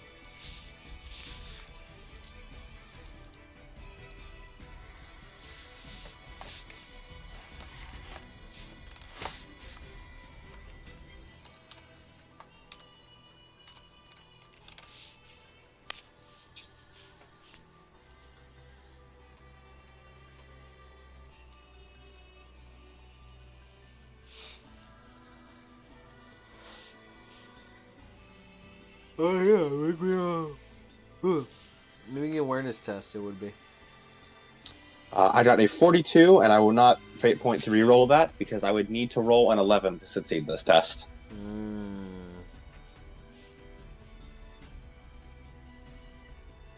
All right, so you are caught off guard. As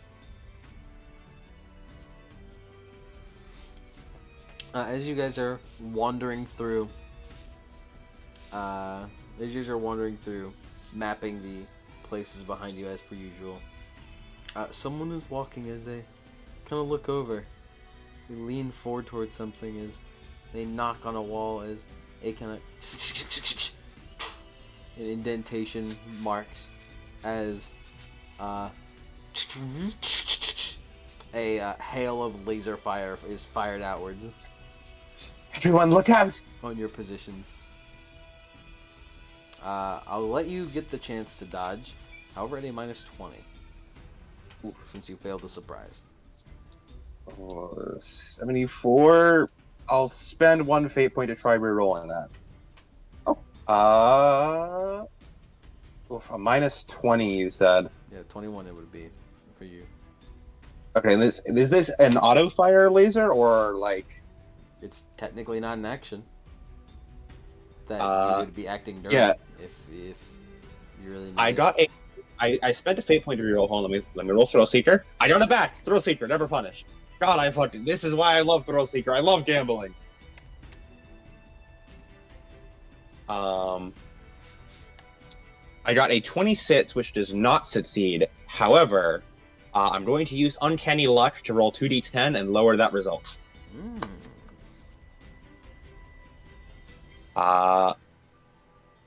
That is a 5 and a 7, which is enough. I will lower my dodge down below 20, which will succeed the dodge test minus 20. Okay. Alright.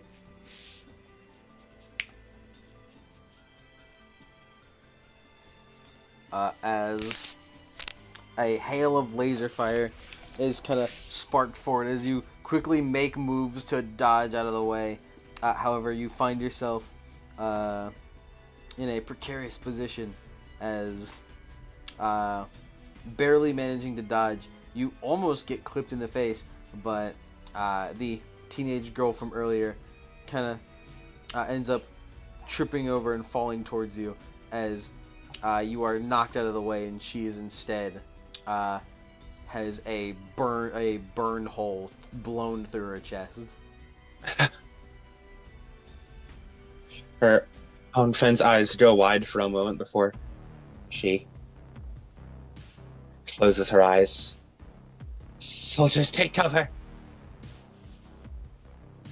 As by this point, everyone has already taken cover.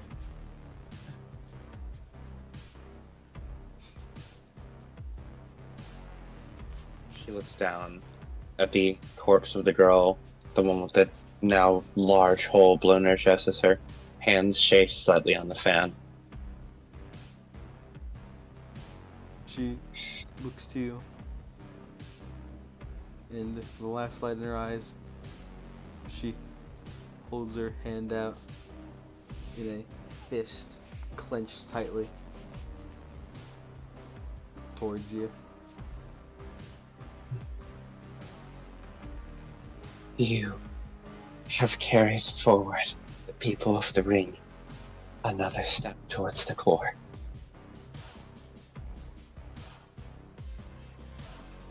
As her eyes go blank.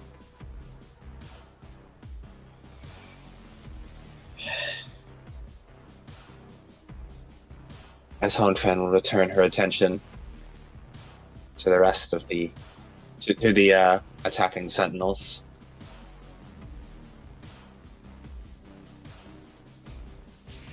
Alright, roll initiative.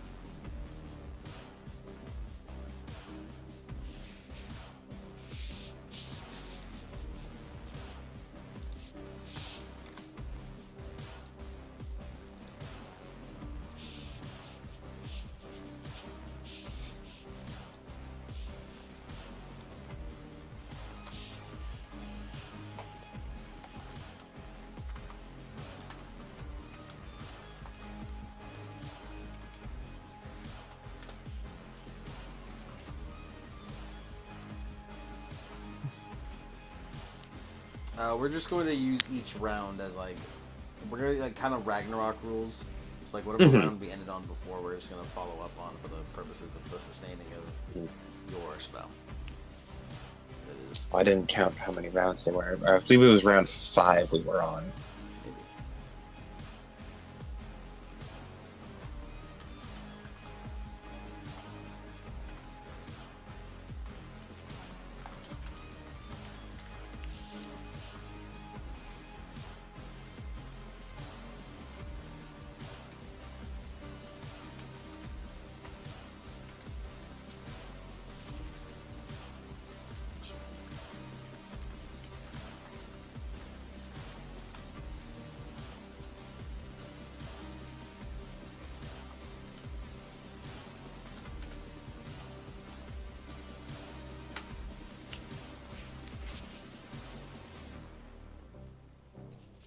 As within this large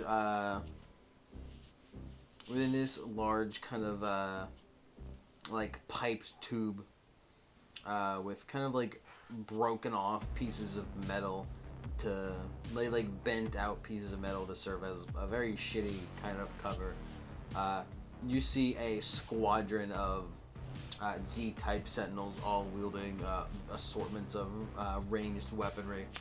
As marching behind them are the bulky but slow H-types. Focus fire on the G-types. Alright, you're up. They are within a... they're 20 meters away from you. 20 meters, huh?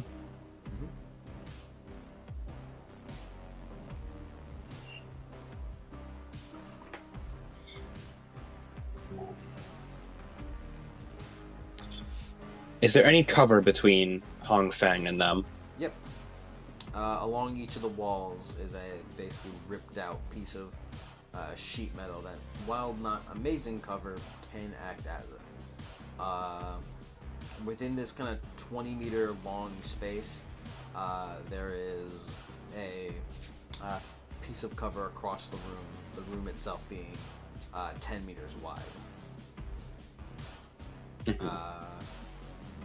With each one kind of, you can reach each one within with your half movement.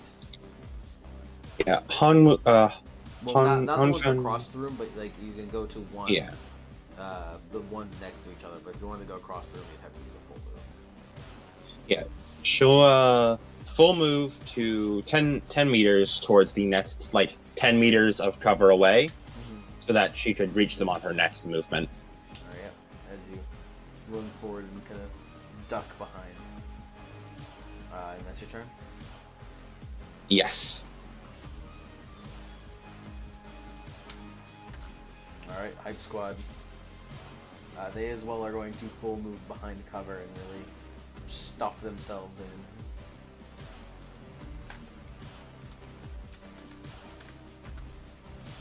As we can now talk about a little bit about cover rules. Yep.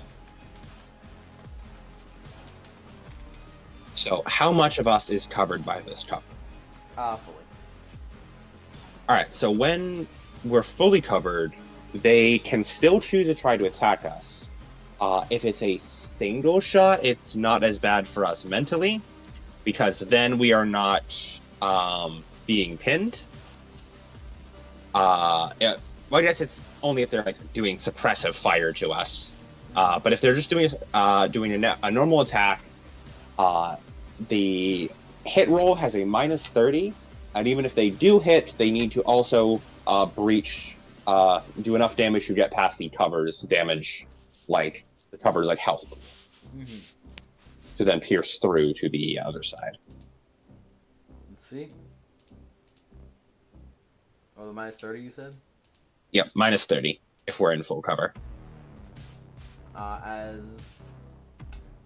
none of the shots land true, as shots are just fired into the cover, and sometimes just straight up missing, as you guys are safe.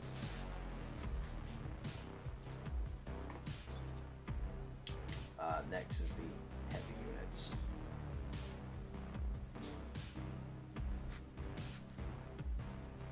This just takes big, large steps forward. As the two of them take the run action and just run forward, leaving quakes in their wake.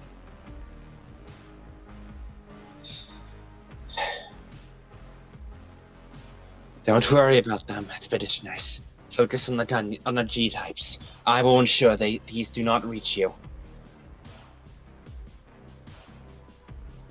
As they just all kind of yell out in agreement and encouragement. They're like, yeah, you got this.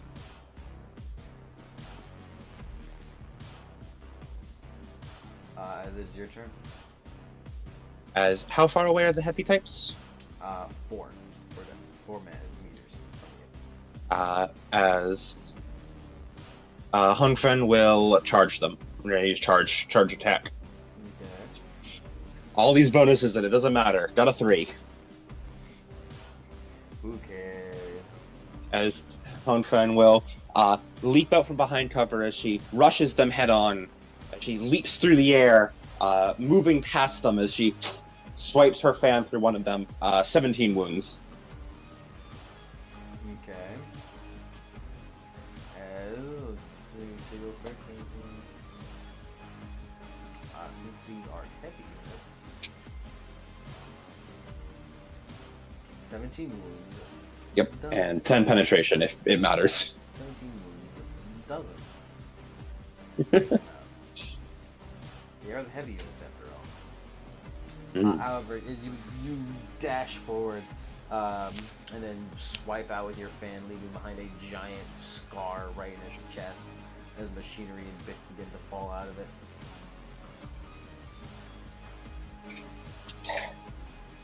It yet lives? Yep. As the turn of the hype squad, as they'll begin to peek out and start firing at the guns. Mm-hmm. Alright. See here.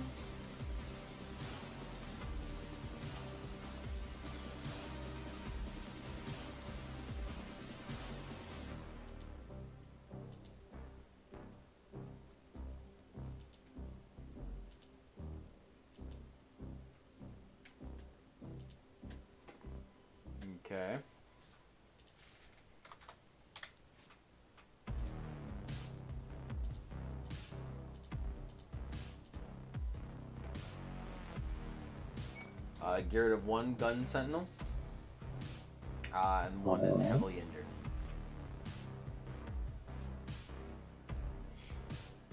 As they begin firing out, it should be round 7 now. Mhm. Up next, G-types.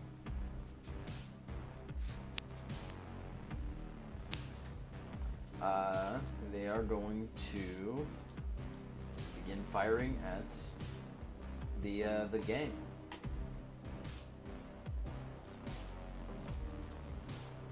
Yeah, they're gonna fire at the hype squad. Mm-hmm. Are Hype Squad still in cover? Not in full though. They have to peek out. Alrighty. Yeah, generally when firing, if I remember the rules correctly, it's if you fire to cover, your head and arms are exposed. So body and legs hit locations are fine, but ooh, they're in trouble otherwise. Yeah. Jesus. Alright, as only 1 manages to hit. However, the hit is devastating as as like swarms of laser shot are blasted forth as a laser kind of collides with the arm of one of the expeditioners, as you see as his arm is immediately turned to ash upon contact, as he just screams out in pain before in a bit dying to shock and blood loss.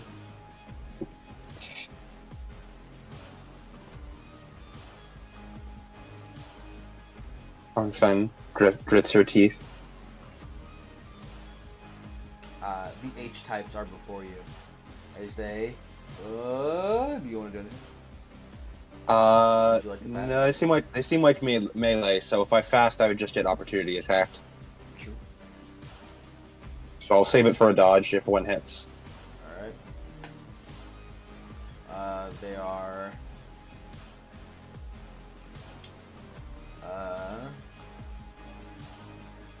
they're just going to aim an attack. As 1 misses, however, 1 does hit. It's a 93. I'm going to spend a fate point to re-roll that. 64. I'm going to spend another fate point. I am thrill seekering these. 65. Oh. Yeah. One more. Fuck it. Oh, God. Fuck these roll. 82. Jesus. Thrill seeker at least? Nope. Jeez. Yeah, nope. Rough beans. These guys rolled really fucking good to get this result. However, they didn't roll super well on their attack itself. So that's good. So this is a bad news. This is a headshot. Oof. Technically, you have your armor is only 1 worse, so how bad could it be? It's something. How bad could it be? How bad could it be? Truly, 10 impact damage bad. Any pen? Nope. Okay. Or no, 4 no, damage? no. I'm sorry. I calculated that your resistances already before you. It's 16 impact damage. Oh, okay. So 10 afterwards. Yep.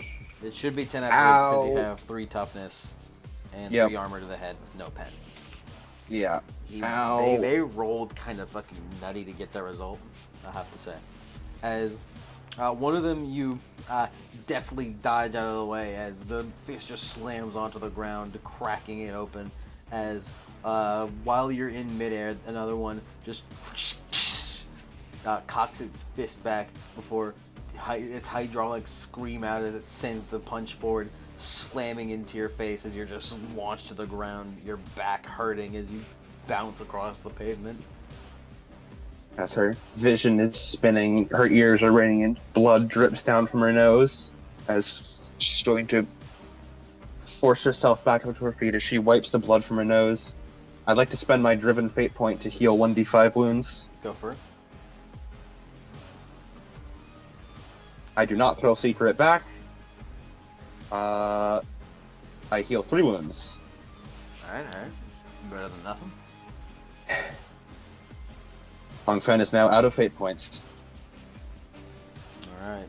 You're gonna have to, you have to impress me You'll have with to- this one. Yep. Your turn, in fact. I am the champion of the arena. Prime Minister's chosen warrior.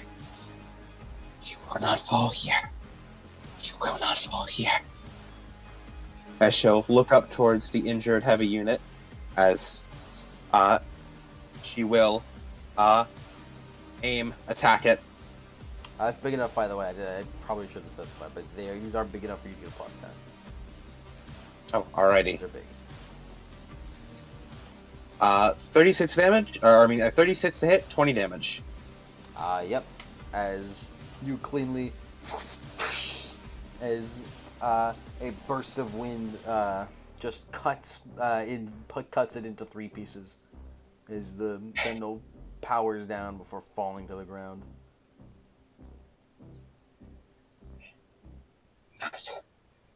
Not done yet. As she stands back up, brandishing her fan. Alright. The hype squad felt a little hurt. They're like, holy shit, she's got hit, ah! But then they noticed you stand back up and still fucking kill it. So they are reinvigorated. Any see. fate point regain? I'll give you one. Nice. Let's see.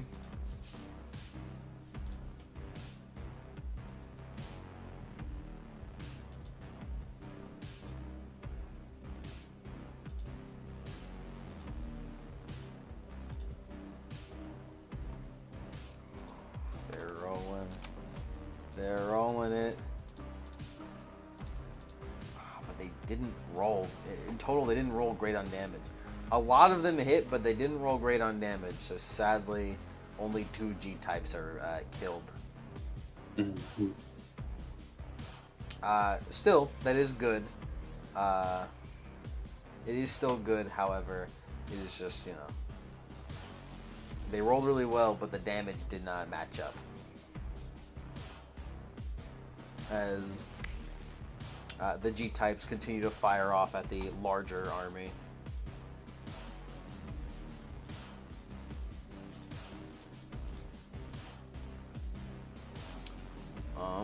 And let's see, another one hits.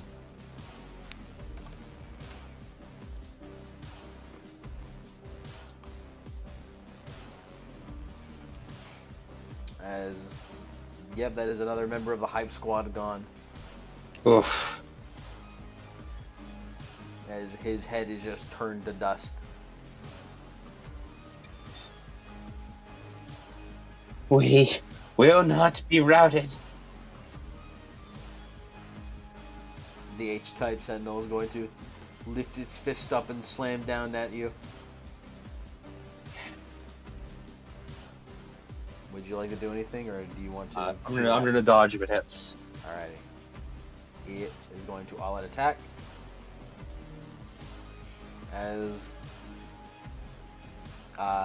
you flip out of the way as the fist just crashes onto the ground.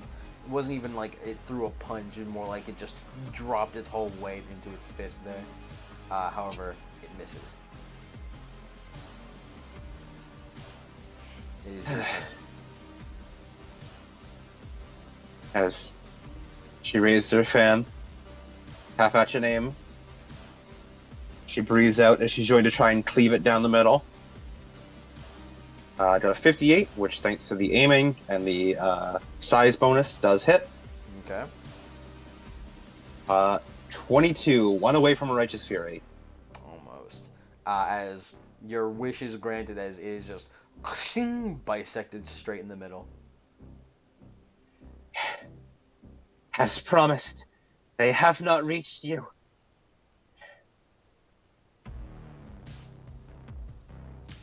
Hype Squad continues to get hyped.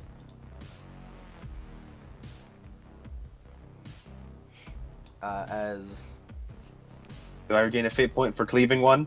I'll give you one. Nice. As they fire back.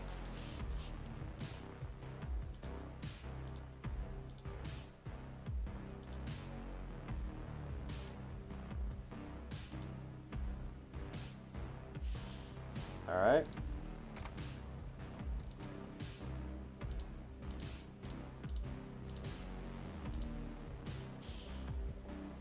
A little better overall, thanks to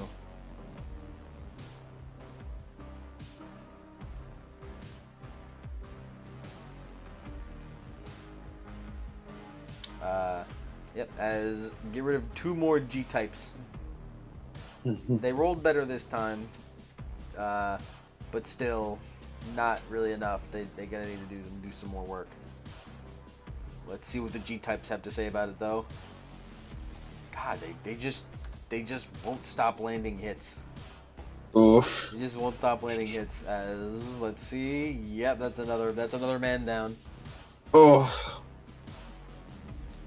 As they being forced to peek around the corners, they are once again just fired down as another one is gone.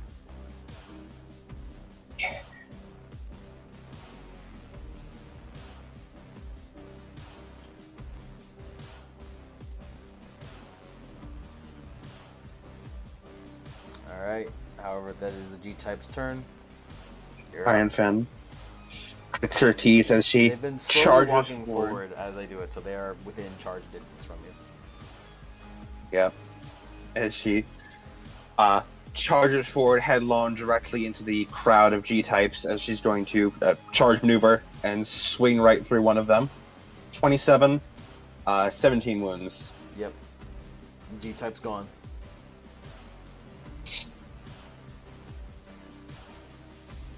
Seeing you dash into the fray, the hype squad gets hype again. They begin firing.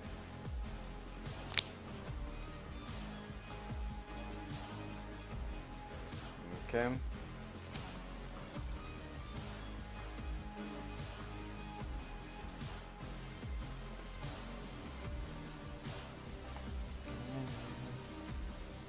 That gets rid of 1 sentinel, and the remaining one is injured. As they're continuing to fire out, as the last G-type levels its laser gun, these twin laser guns to you, as it goes to fire, and it misses.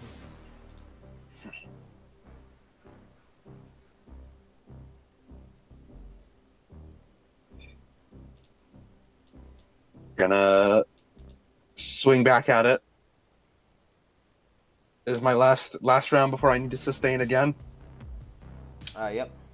Well, no, wait, actually, this is round 10, so you need to sustain now. Oh, alright. You need to roll sustain. And if you do it, then it is sustained for another 10 rounds. If not, then it just, due to the stress of battle, it is passively just worn away.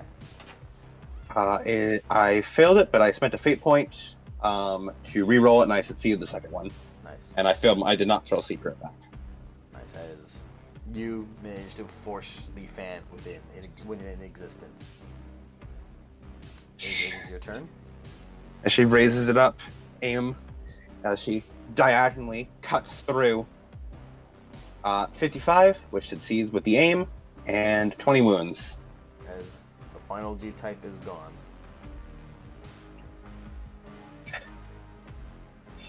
Check the wounded. Are there any who can be saved? The squad looks around, and of those alive, they are unwounded, if a little rattled and a bit bruised. However, those that were hit were ultimately, immediately disintegrated. Whether it be instantaneous death or a slow, painful bleed out from the loss of limbs. Retrieve any equipment you can from those who have fallen. Ammo, weapons, supplies. We will not let them go to waste. And they collect the weaponry of the dead. As for the time being, everyone, they just set them across the wall and like lay blankets over their bodies. Gonna. Roll a willpower roll. All right. Let's test fear. 16. You're fine. Holding it together. Scarcity, safety. Scarcity, safety. This is the fucking shit Saturn deals with on a daily basis. This shit. The ring is fucked up, man. The ring is fucked up, man. The ring is not okay. Mercury has the Soul Society. Meanwhile, the ring is fucking. we're fucking living we're fucking living behind the walls, man. We're fucking survey court out here.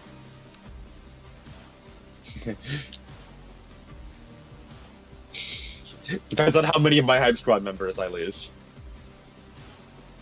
Yeah, like the worst thing on Mercury is you just explode if you if you leave.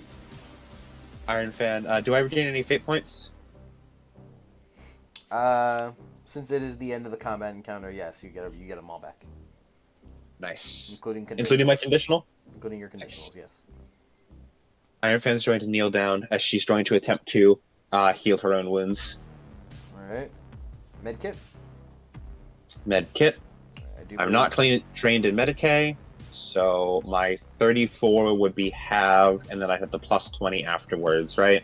Mm-hmm. So you'd have a 17 plus 20, so 37. Okay.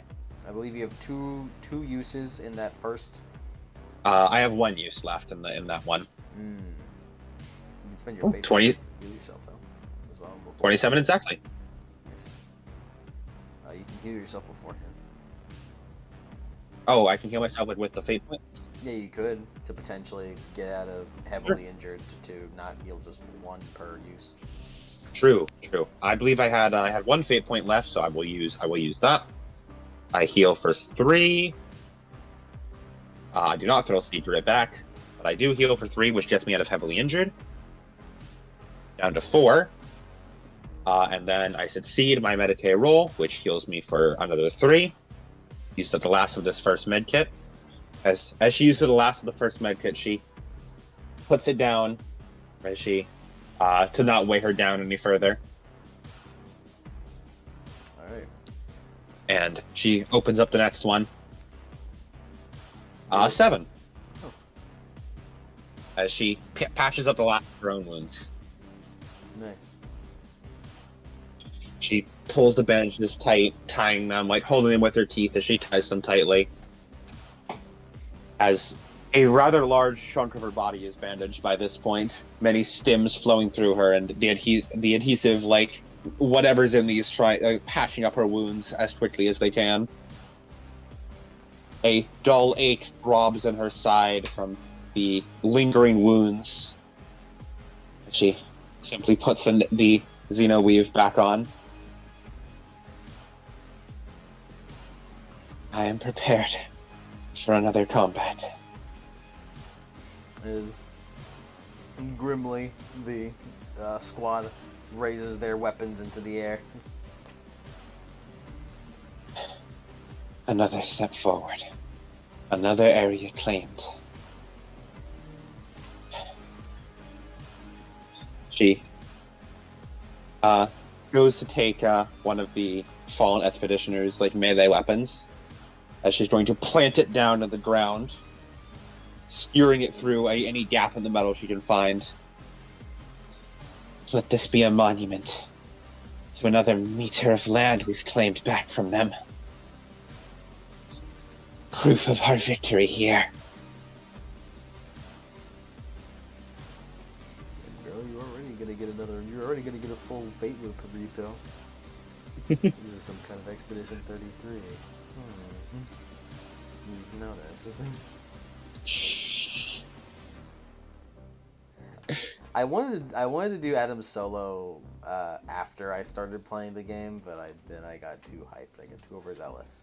Don't worry, this is literally the Expeditioner experience. I had a feeling. This is the this is the Expeditioner experience right here. I had a feeling that the experience was just horrific death. Yeah. I'm calling a lot on one of the the characters of the Expedition where a fucking horrific traumatic event happens and we carry on. Just keep going, guys. We do it again. Well, technically, We do it again. Considering what I've read of the description of the game, whenever I was hovering over to buy it, I didn't buy it yet, but whenever I was reading it, from what I'm understanding, this wouldn't be Expedition 21. This would technically be Expedition D. Yeah, I suppose. Yeah, this would be Expedition D. Also, after reading that description of the game, that's kind of fucking. That's certainly interesting. It's certainly a way to hook you in. Yeah, it is. God, I fucking love Expedition 33. I went into it completely blind. I gotta say, going into blind, the opening's a fucking trip. I'm excited. At this point, I don't even know. I want to finish Kazan so I can give it my full attention, but I am really wanting to play it though. And it is a good ass game. This is one for one the Expeditioner experience. Beautiful. I am going to get some water real quick. I'll be right back.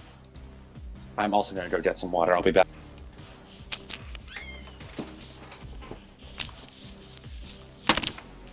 Entertain them, Yank.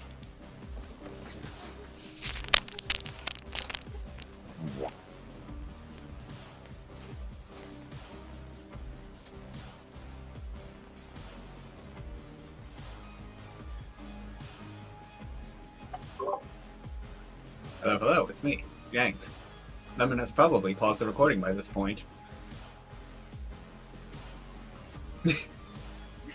Lady Iron Fan Summer!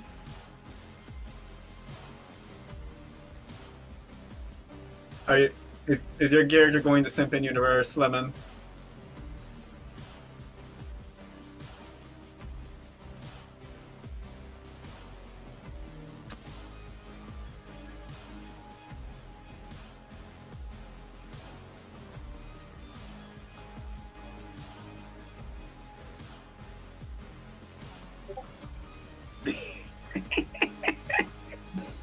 I'm going to take it as a yes.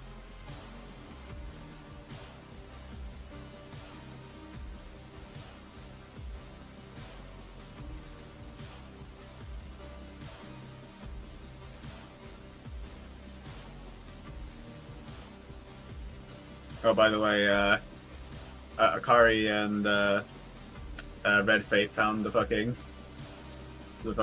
solo.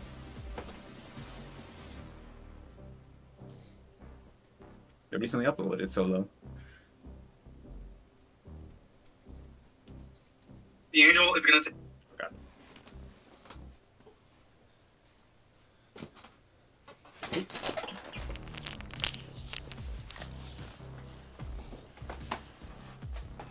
Well, don't play anything too loud now. My OBS doesn't pause. Oh yeah, I forgot about that. My OBS doesn't pause for some reason. Very glad I didn't say anything fucking compromising. Jesus Christ. Compromising. Imagine if I said fucking spoilers. That would have been horrible. I thought you were about to fucking say, man, imagine if I whipped out my dick.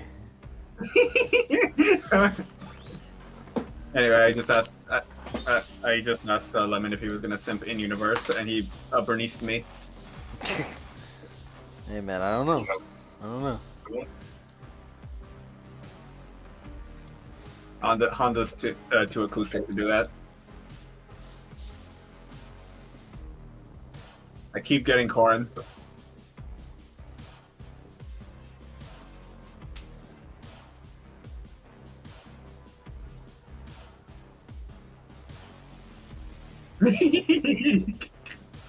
Goddamn.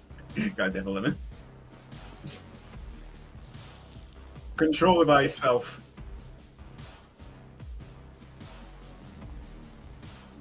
Please.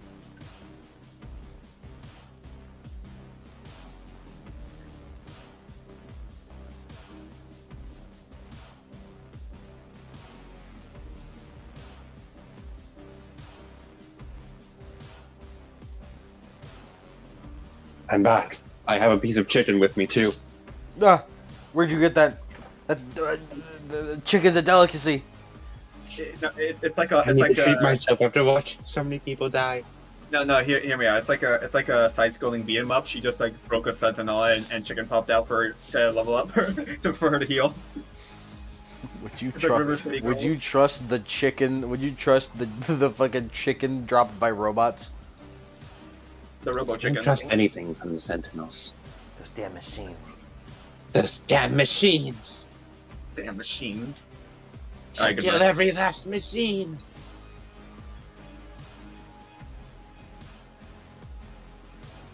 All right. As you all are resolved in each other as you continue forward.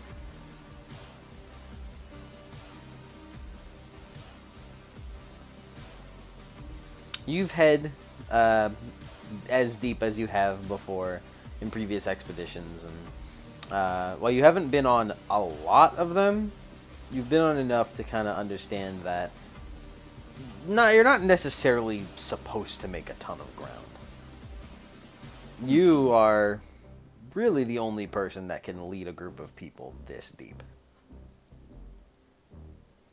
without there being a large-scale effort without there being a large-scale effort with the best of the best materials, and even then it's hard to coordinate such a thing.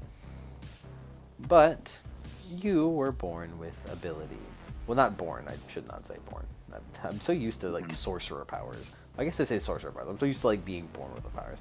No, you were blessed with powers seemingly greater than any other. Others have these abilities, but none just have your particular penchant for combat. As you travel through, make me a navigation roll, so like an int or whatever. Give me with a plus 60 though.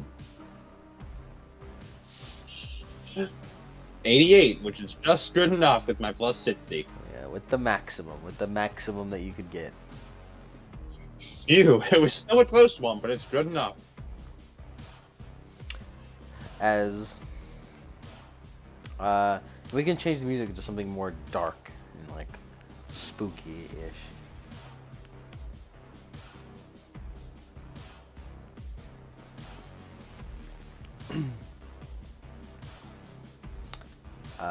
As you are walking through, the metallic depths. Never having gone this deep before, you turn every corner with suspicion, caution. You've lost a fair bit of people in this day. And there could be danger on any step. What are your thoughts as of right now? She is mourning those who have fallen. She wishes she could have done something more to save them, but she knows this is exactly why we're going down here. So that no more people have to die like this. So no more nights are spent watching people be ripped apart in the streets. She is filled with a very grim determination to keep moving. Even just one more meter. One more meter to claim back from them.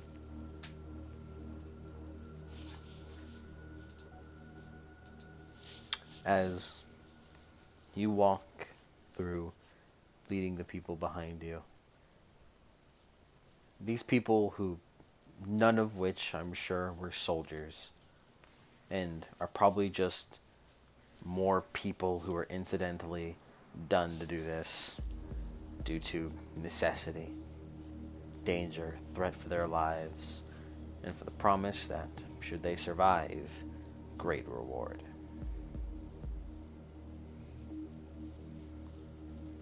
These civilians sweeping rooms like trained soldiers, looking around, eyes darting, as you stop for a moment. As you turn over, and a strange sight. You see what looks to be a wall, but you see it shift in front of you. Not like a metallic sort of shift, metal moving in place automatically, but almost like the wall itself shimmers.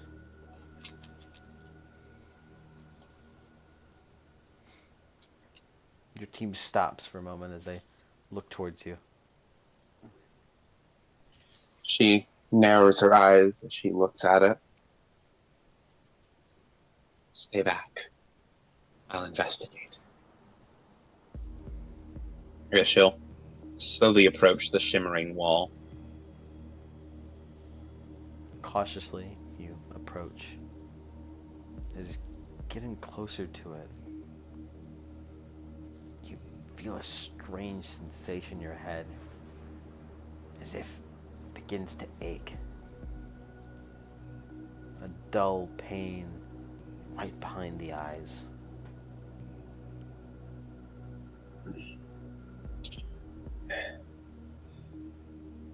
And she walks a bit close to it as her free hand, not holding the fan, reaches up and clutches at her head. What are you? Do you continue? She continues forward. Invention of these wretched machines. It seems to just be a shimmering wall. Seems to be. As if the wall itself moves like light reflects off of it. Not like metal, but like water. She walks a few more steps before she brings her fan down across the wall. As you bring it down, as you feel a pulling force pull against your fan. Not violent as if trying to shove you in, but as if enticing you. Your fan flows through the wall as if it were never there. And as it glides through, you feel a further attraction.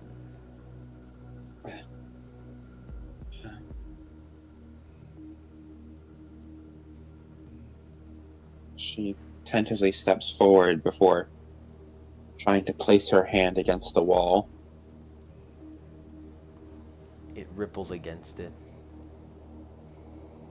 And she'll push her hand through. You walk through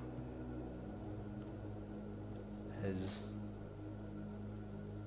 instinctively, as your face reaches the wall, close your eyes, for you feel a warmth.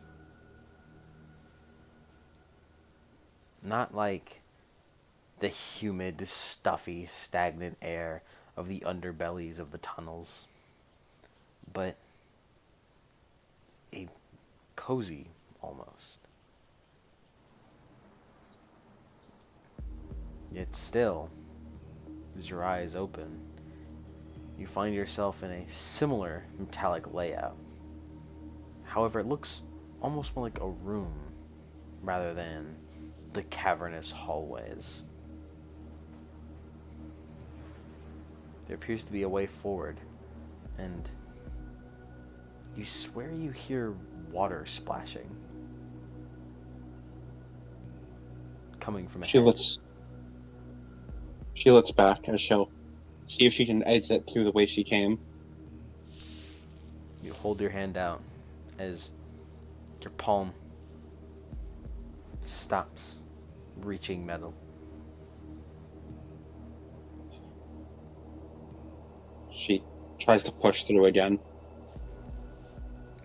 You push through, you try to push against, but to no avail. Expeditioners? Is anyone there? Is anyone there? She slices the wall with her fan.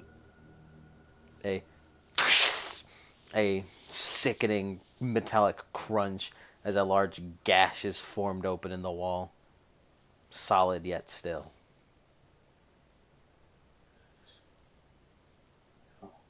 No.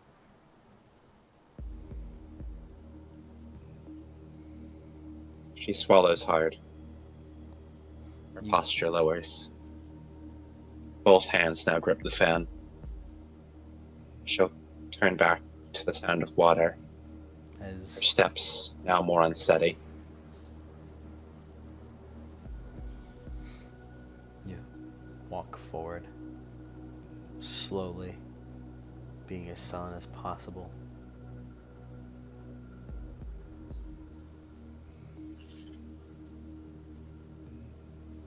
As you almost hear a strange,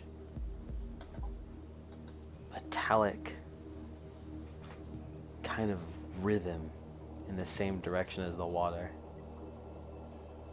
As the water sound. Muffled. Extremely so, but still hearable. Her breathing is shallow. It kind of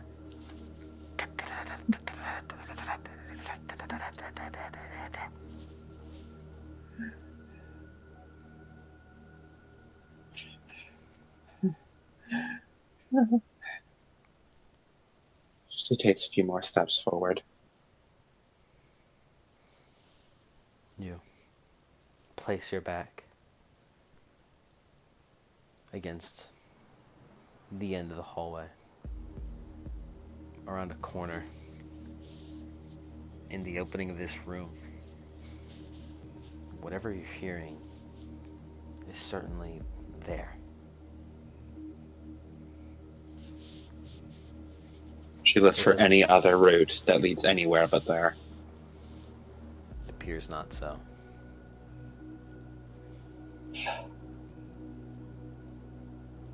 She'll take a small peek to try and see what it is. Roll perception.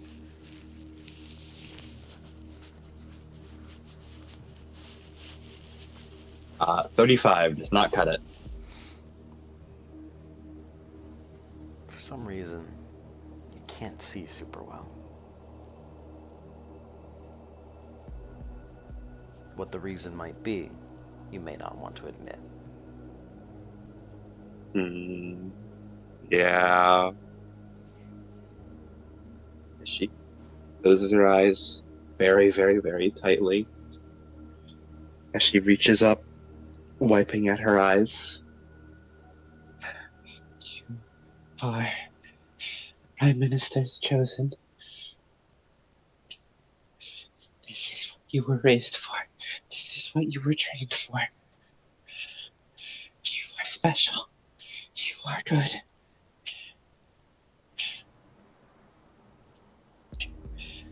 You are a champion. She wouldn't let you go down here if she thought you would die.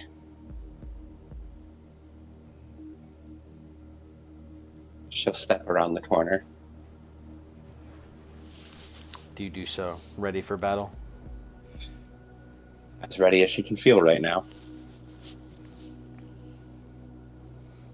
She hopes to get a sneak attack on it, but with the way she's shaking, she's not sure she's very stealthy.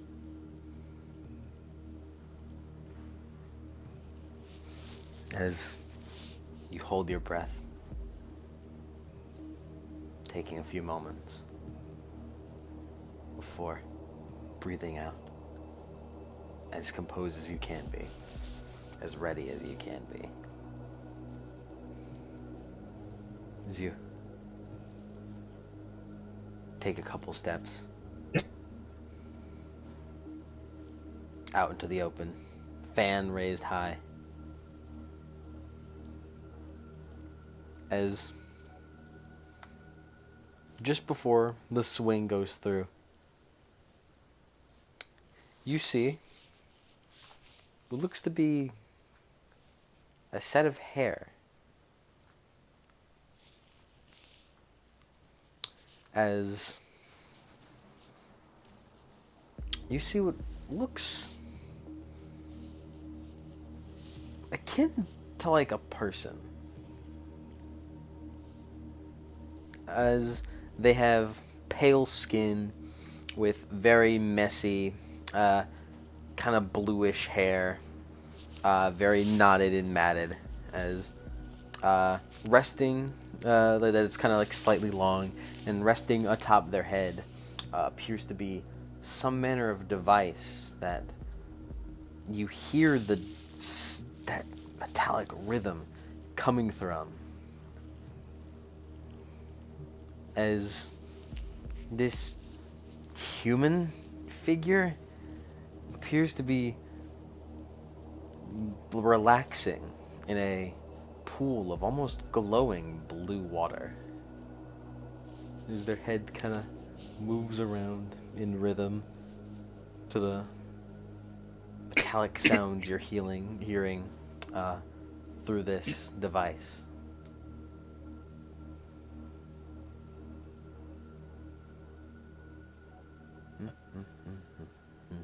Are you human?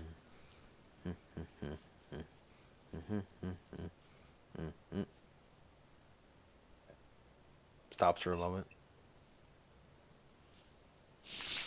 Turns around. As you see the face of a boy with gray eyes as he turns over to you. Looks up. Looks down. Oh, covers himself. You could have knocked. Who are you? How are you down here? She straightens her posture once more. He stares at you blankly. Oh!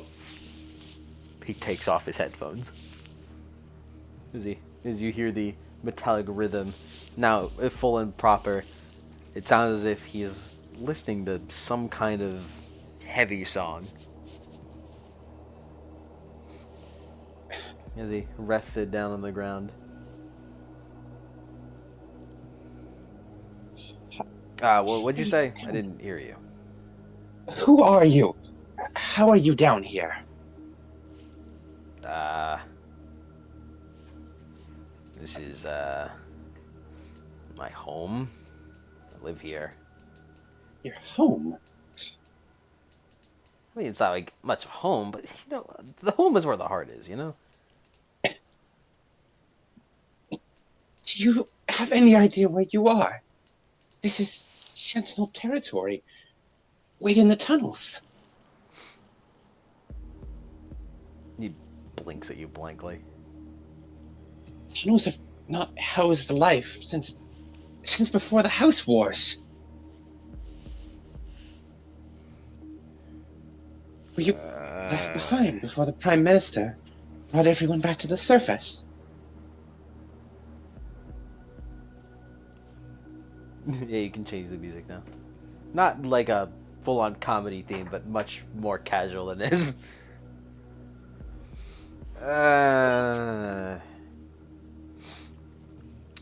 I'm sorry. He kind of leans back against the water. A wallet in the water. Alright. Shit. Yeah, those sentinel things, the robots that patrol around. Yeah. I guess I am deep in that sort of territory, huh?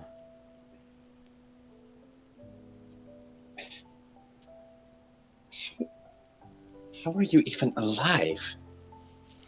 Huh? You're the enemy of humanity. They slaughter and kill with no remorse. All according to their programming. With each word you say, his head tilts a little further. His messy hair kind of dips into the water as it floats within it for a second.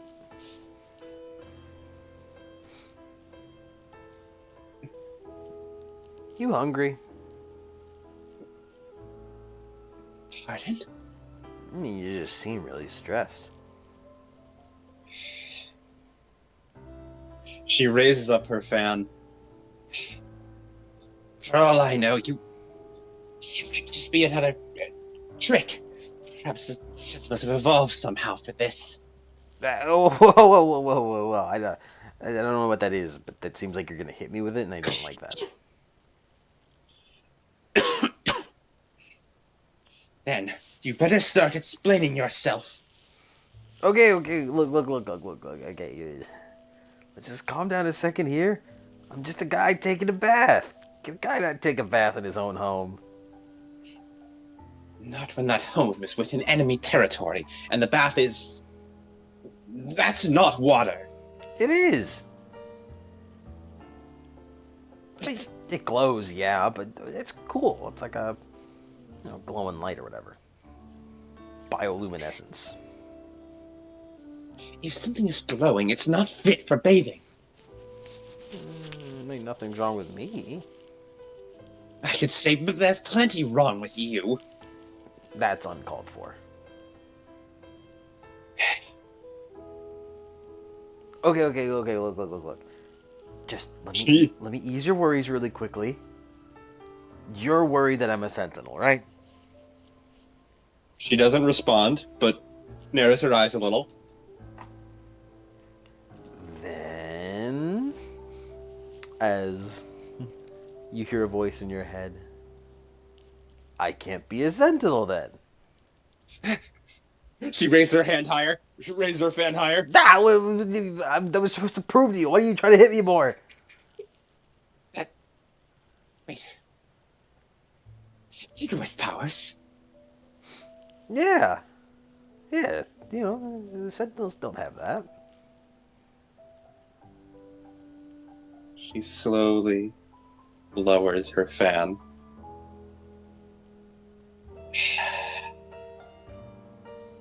Very well. For now, I will accept that you are not a sentinel. Yeah. But I will not accept that you are necessarily not an enemy. That's fair, I guess. Do you have a name? It's Noah. Noah. Just Noah. Do you need my last name? I mean, I guess I get it, but I mean, people don't usually just tell their whole names unless it's like a job interview or something. Then you may consider this a life interview. I guess. It's Noah Abadessa. Honfen Yonshi, Yeah, that Grand is, Champion of the arena. That is exactly how you pronounce. That is exactly how you spell it. Good job, Yank. Damn, I would not have been able to spell that properly. That is. I mean, you were right. That is how you. It is literally Abadessa. Abadessa. Ooh, that's a nice name.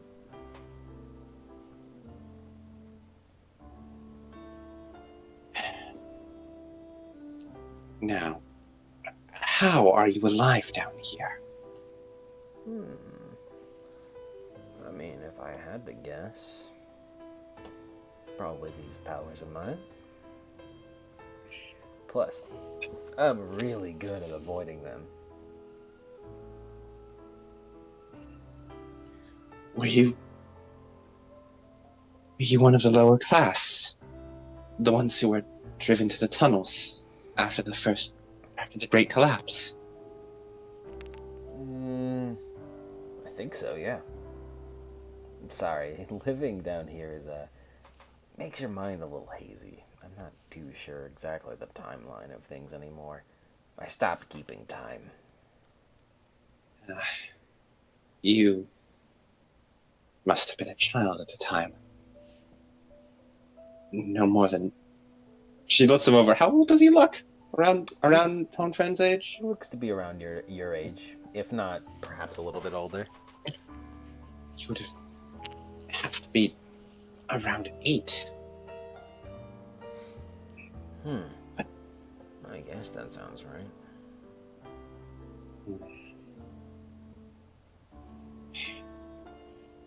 Her eyes narrow a little. The powers for Edo are still awakened until a few years after the Sentinels first malfunctioned.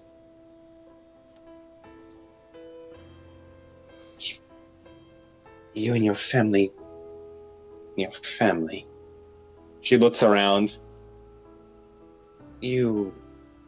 It's just you, isn't it? Down here, yeah. Just me, my cozy little room, my nice bath. I still don't think that's healthy. I mean, it's a bath. I get to be nice and clean. You are not clean when you're bathing in goop.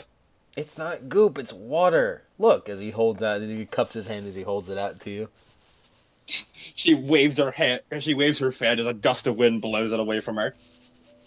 Don't do that. I mean, it recycles itself, so like it isn't really like a big deal, but still. I'm not touching Sentinel goop. It's not goop. Also, it's not Sentinel goop. It's water, bioluminescent, glowing water. It's just... And that is no different than non-viscous goop. Where are we, anyway? How did I get here? There was a shimmering wall. I walked through it, and I couldn't return through it. Oh, that's probably my defenses. Defenses? Well, I mean, I have certain measures in play just in case that a sentinel might find my hideout. I have companions out there who are waiting for me. Send me back to them. Ooh. I'm not sure I can. What? Their lives are in danger.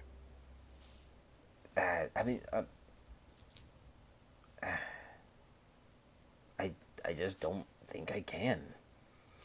The idea is that it's kind of a one-way.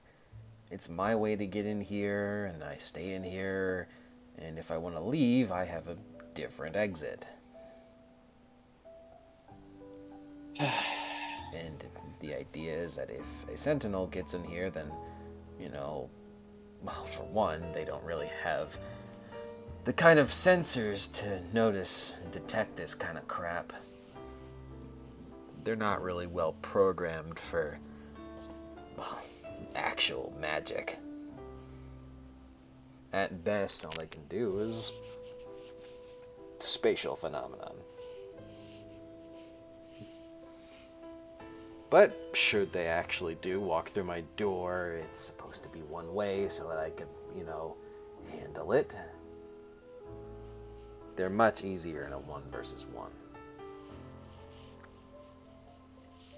Hongfen just... Is there anywhere to sit down? Yeah, there's like a beanbag. She finds the chair. It looks to be hand sewn out of dozens of flannel shirts. She finds it as she plops down into it, resting the fan in her lap. He looks over. That magic? Magic. She stops as she rolls her eyes. It's in. Oh, I don't know what it is, but calling it magic sounds unprofessional. I guess. It's an egoist ability. It's my will made manifest. Oh, right. Sorry, I'm still not really too used to it. The keywords of that, I mean.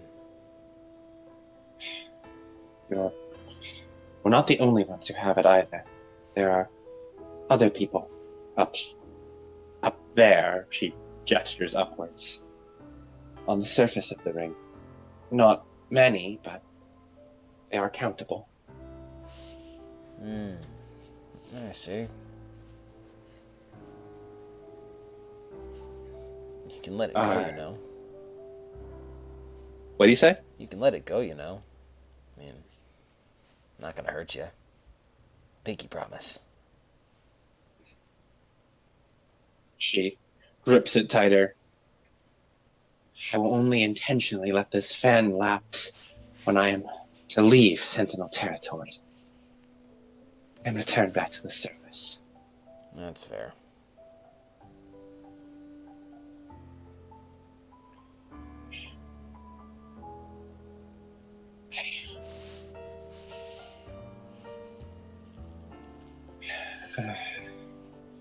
She curls up a little, pulling the fan close to her. She wraps her arms around it and rests her chin on her knees. I can't just leave them down here.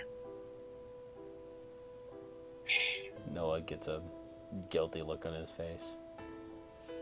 They followed me down here. I told them I would guide them. We've already lost 4. There's only 8 of us left, not counting myself.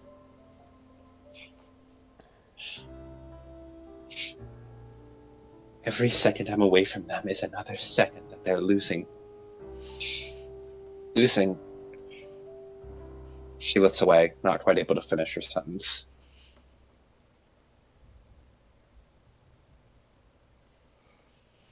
You see him stare off blankly for a moment.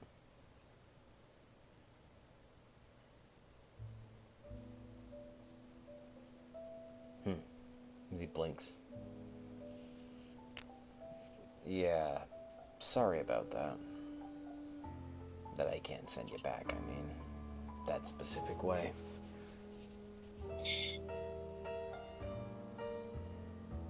I mean, I didn't do it expecting other people to show up here. You're the first person I've seen in, I guess, 10 years. I think. I mean, that's assuming we go off Earth time. That would be since the Great Collapse, when all communications were gone.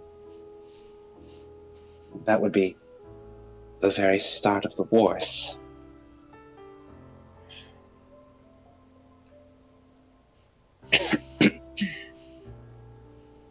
I'd heard that many of the lower class were forced down into the tunnels after the land and resource disputes.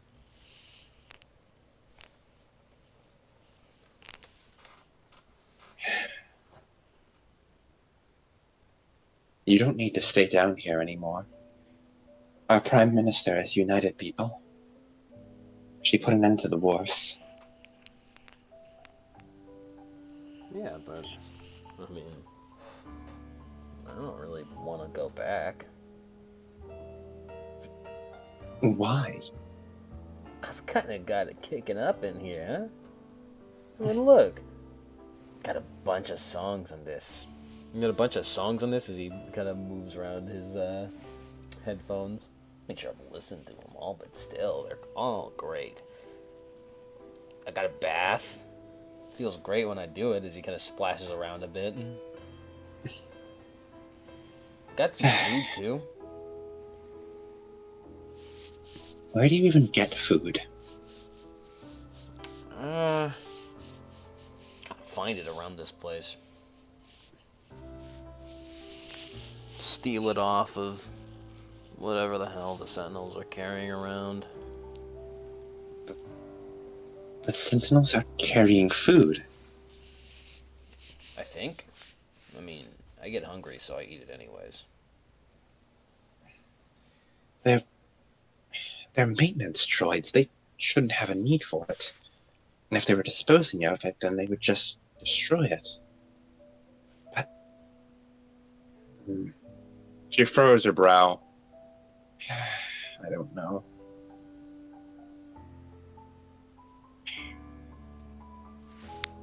I mean, I got regular food if you want.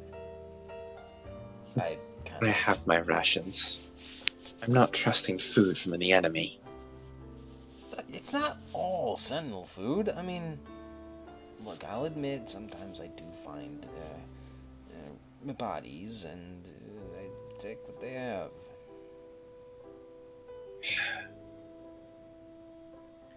Better than letting it go to waste, I suppose. Yeah. You're going to be seeing a lot more of people coming down here soon. The expeditions have reached farther and farther each time.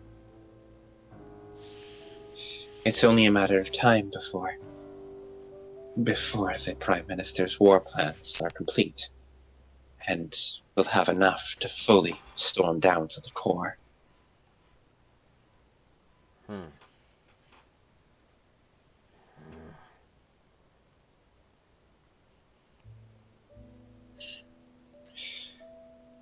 I'd suggest you either hide yourself better, or learn to be more properly forthcoming with information. You may not find expeditioners who are as talkative as I am. Really?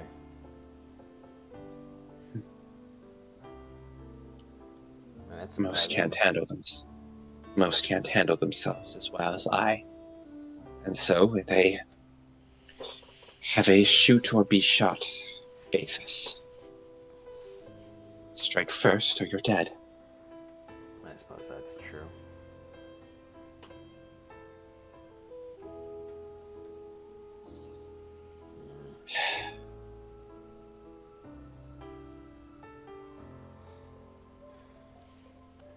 Do you know the way out of here? Well, I've never tried to leave, so not really. Sorry. But I do know the place really well, so I'm sure if we adventure a little bit, we can find our way out. And I'll even make it up to you, since I'm causing you a bit of problems here. And how will you do that?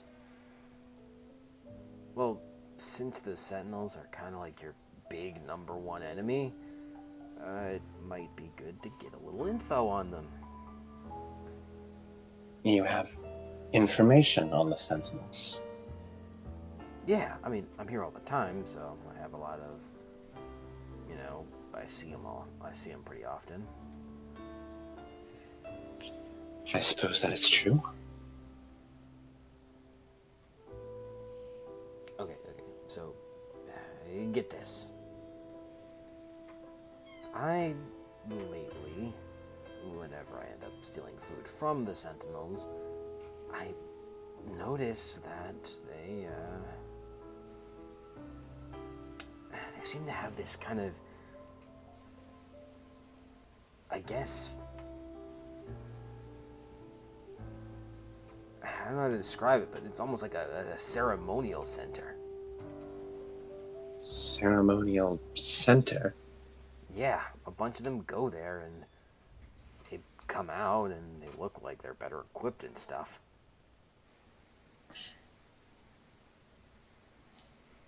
I think inside of it there's something you may want to see. I haven't actually gotten a chance to look in myself, mostly because I'm not super interested. But whatever it is, it's, well, big, I guess. And you'll lead me to it? Yeah. Very well. I'll expect you to be joining alongside me in combat as well. I guess. I mean, I'm not super good at that. I mean, like, not like in a big sense. There's a lot of them, but I can handle myself in a little one-on-one action. Good. Anything you can do to provide support, we need it. Yeah.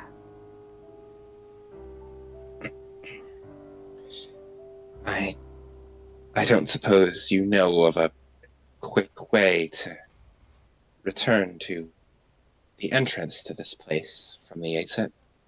No. Like I said, I never really bothered. Right. We lay the groundwork for those who come after.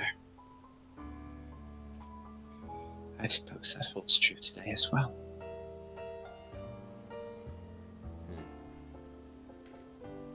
You got a lot of stuff going on in there, huh?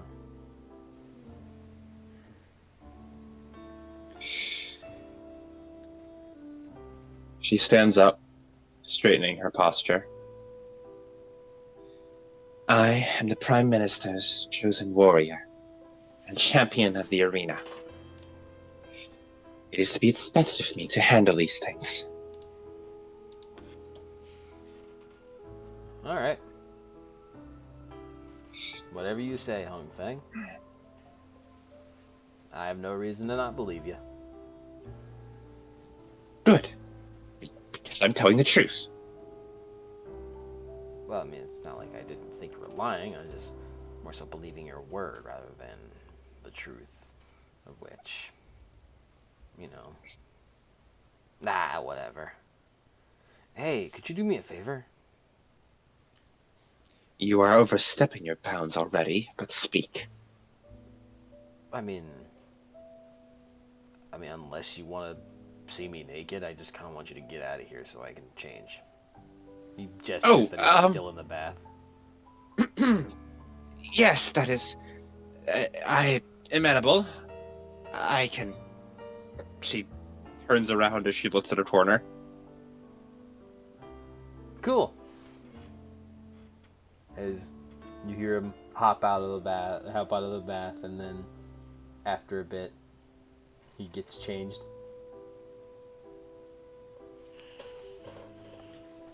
Hong Fen stays in the corner until she hears it's okay to turn around. And when she does, she slowly turns with her hands over her eyes and then peeks through her fingers, checking to see if it's okay. And then she lowers her hands.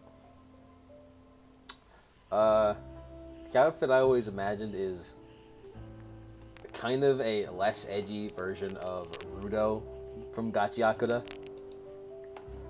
Just real trash man outfit. Hold on, I'm trying to pull up a good shot of it. Good flick.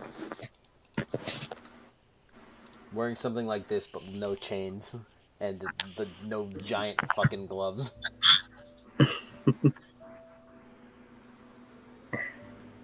That is quite the ramjack outfit. That is not what that is not what Rudo wears. I ain't never seen a motherfucker with that skin tight ass suit on. That ain't even Rudo. Who the fuck is that? Like, it may be him, but he's too tall. Rudo's like a midget.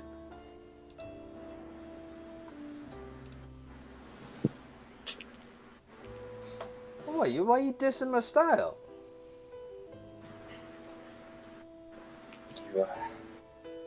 I assume all of that is scavenged.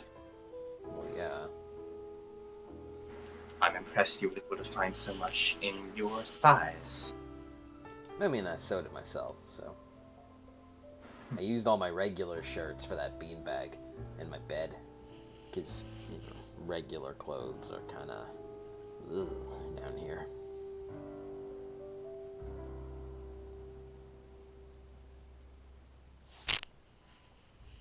Hong Fang? Hong Fang? Hong Fang? I'm back again. Yoo-hoo. I my computer, but my computer is not working. I tried to do my computer audio, but can't do that. So I guess I have to live on speaker, Adam. Speaker Adam. There.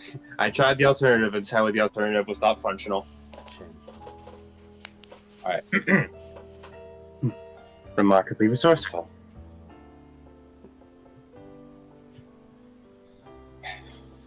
Well then, Noah, we have no time to waste.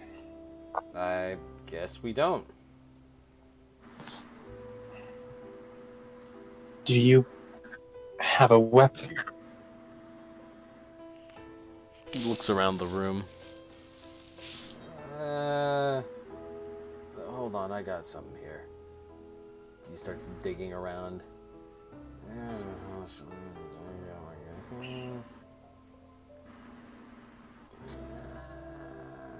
As he comes back up with what looks like the arm of a sentinel, but just like it just taped in a way to where it's just like with its fist balled up, as it's like taped in a way to where it's the elbow is like no, like I guess it's more like the elbow is broken in a way, so it's always just standing straight, like stood straight instead of like bending. I use this as a bludgeon. Iron Fan reaches down and she unhooks one of her swords and she holds it out to him. I suspect this will be sharper and more amenable to actually hurting the sentinels. I mean, you see him kind of move the fist-shaped hand into like a spear motion. Look, now it's a piercing weapon. You're still able to make it adapt. I mean, it's a hand. I suppose so. Besides, it's made of their armor. Surely it could get through. It does get through, actually. Well, decently. She reattaches the sword to her hip. Oh, wait. Very well. No, I mean, I wasn't saying no to the sword, though, but it's alright. She sighs, she takes the sword back off, and she shoves it into his hands. I expect that to be returned by the end of this. Yeah. I have no reason to keep it.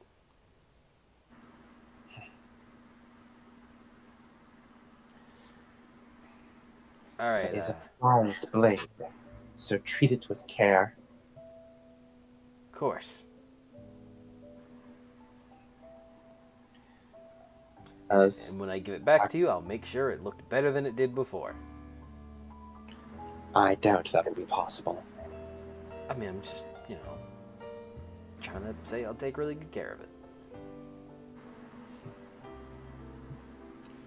As Iron Fan stands up, straightens her posture, and walks out before pausing and walking back in. Which direction are we going? This way, as he begins walking down a separate hallway connected to the bath chamber. She'll follow after him. As you walk down the hallway before being met with a dead end, like before.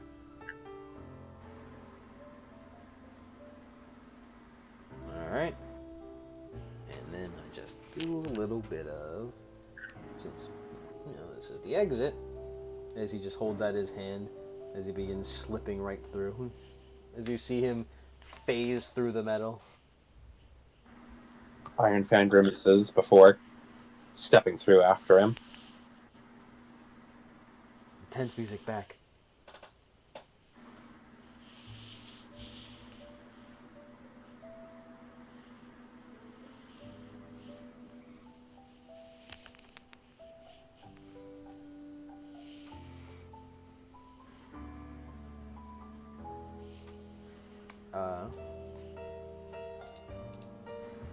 Yeah, as where is that fucking?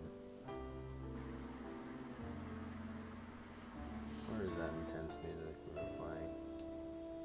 Which one was it? There's a lot of songs here.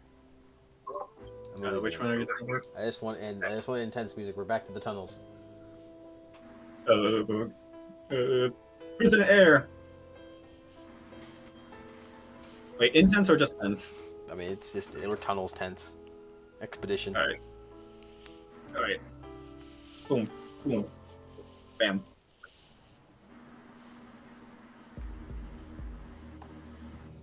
All right. As you find yourself in a very dark part of the tunnels. For the most part, the tunnels are fairly well lit, whether it be because of the light of the expedition or the light of those on the expedition, the light of checkpoints made by those who have done previous expeditions, and just the ambient light of what you'd assume just to be the maintenance tunnels themselves. But where you are is almost completely dark, with the only light that would be the case would be from your source. Mm-hmm.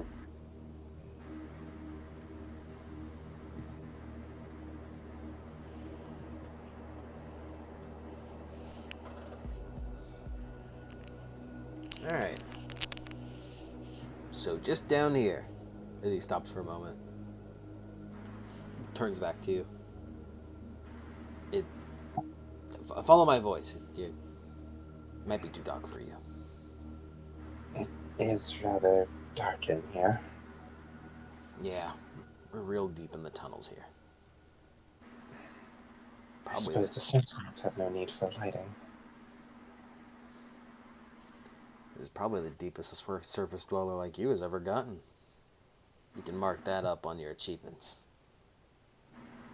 I suppose I can. And if I go out with you, I'll be sure to be your testimony. That way people will believe you. I don't need your testimony for the people of the ring to believe me. Alright, okay. I am sure, however, that they would be eager to hear what you have to share about sentinels. There is much you can tell the people. There's much you could tell the tacticians. Alright, well, come on. As he begins to walk down the hallway. She'll follow after him. Due to the fact that he is navigating this time, you do not have to roll. As after a bit of close encounters of tight little combat encounters of just like one or two man party sentinels, and some sneaking. You both eventually find yourselves at a wide open, somehow darker opening. So wide that it looks as though you could fit a space shuttle through here. This is massive. Yeah. As he kind of looks over towards you, you kind of see like the silhouette of him turn towards you as you hear his voice in your mind. Let's talk like this. I'll let you respond back. It'll be easier to do this, considering we should probably not be talking anymore. Yes. Hanfen responds out loud before she places a hand over her mouth as she concentrates. Like this, she says in her head. Yeah. Just This is think it. slightly difficult to get a hold of. Just don't Almost. think anything too embarrassing now. You can read my thoughts. Yeah? Uh, Don't worry, I won't bring anything up. It'll make anything awkward because I don't want you to hate me any more than you might already do. it seems you do have some sense despite bathing in goop. It's not goop. It's bioluminescent water. Non-viscous. You wouldn't be saying this if you had tried it yourself. Where do we go next? As you see his silhouette kind of begin to bend low. Right, I've never actually gone in here, so I'm not too sure. But so long as we keep kind of using my sneaking strategies, they keep avoiding their cones of vision, we should be fine. Just follow me. She'll follow him. Alright. Roll a silent move. However, you have Noah helping you.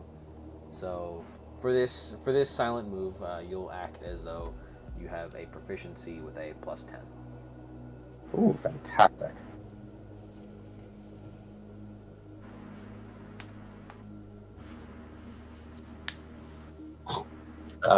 70. I'm gonna fate point re-roll that. 41. That's a success. Oh, and I get it back for Thrill Seeker. Beautiful. Yay. Never punished. As God, Thrill Seeker, best goddamn investment I've ever made. Thrill Seeker is really good. Even got rid of prepared for it. It was so worth it. As Thrill Seeker's got me 3 fate point refunds this session. it's a lot more than it's gotten Michael. Yeah.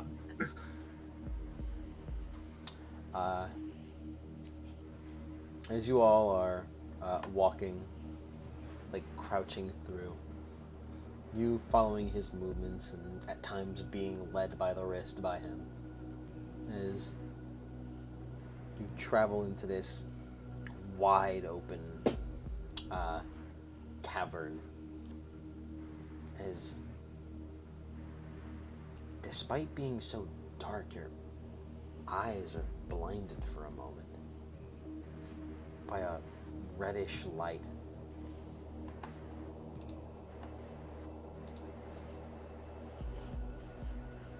You hear a voice in your head again as the two of you stop at a section that seems to overlook a down chamber. You guys being a little bit of ways away from some stairs. If I had to guess, that is probably what the ceremony and all that stuff is for.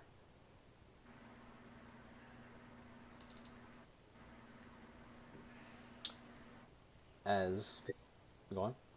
Oni, does it seem like they are just applying, or do you truly believe it to be some sort of ritualistic act? Well, it feels pretty ritual-like. Just give it a look for yourself.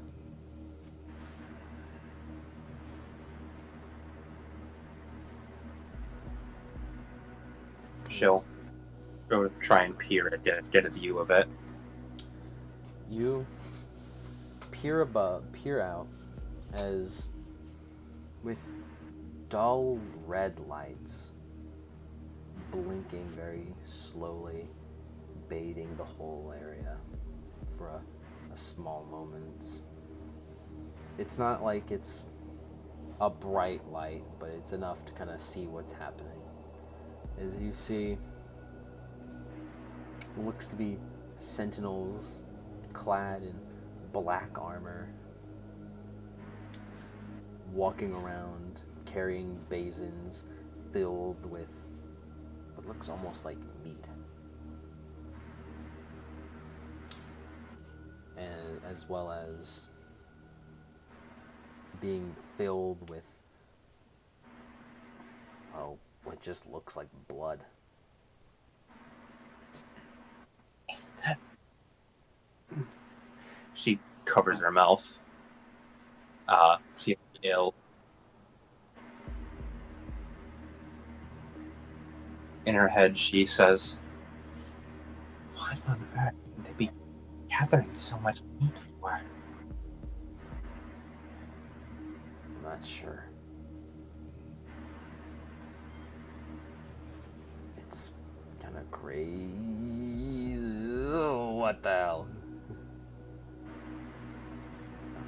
As you see his, you see his kind of like silhouette within the darkness, his head slowly turn up as a deep frown forms in his face. What are you? He's also going to look up. You look up and you see what you can only suspect is,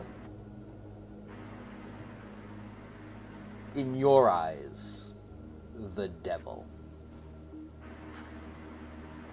Chained up, strapped high above, with rafters connecting up above that allows for sentinels to walk around and place their hands and palms upon, is an absolutely behemoth of a robot. With a dull gray paint all over it, and red highlights that sort of blink red every once in a while, bathing the area in a dull red light. The armor upon its body is thick, seeming strong enough to take anything that it could possibly throw at it. With bulky hands that are stocky and almost squared, and on its head rests what is almost like a humanoid face. Behind a faceplate, deep red eyes that appear to be dulled out and turned off, and curled sharp horns horned on top.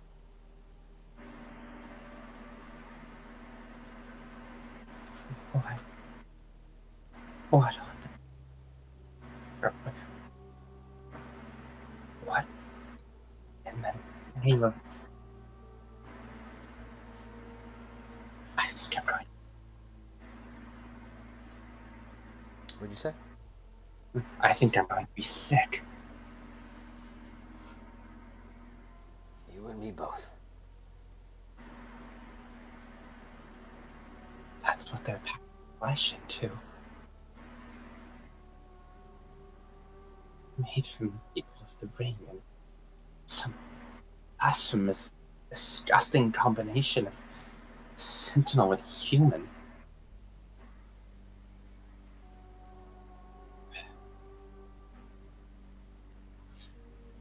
If that thing is a sentinel.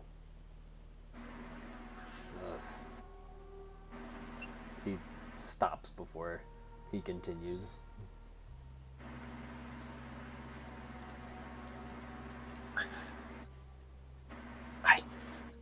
I can't let it exist. I need to find some way to destroy it. If that thing were to be activated, then the entire surface of the ring would be... How can it be activated? Or stopped, I mean. I'm not sure. Look, I'm sure that fan of yours is pretty strong if you've made it this far, but I'm kind of seeing what it can do a little bit, but I don't know if you're going to put a scratch in that thing. Maybe not. But we might be able to damage the things that are building it, and the things that are holding it up. I just need to find a way to make sure I can do it without. I don't want to die here. Whoa, no one said you're dying here. No one said anything about dying here. But it's chained up to the ceiling, right? Yeah? If potentially I could cut it down, then find a weak point in it.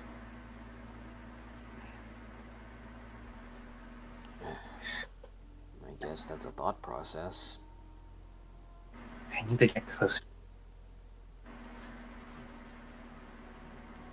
Maybe, there's a point inside that you can, I don't know, start cutting up. It would probably be... Heart? Yeah.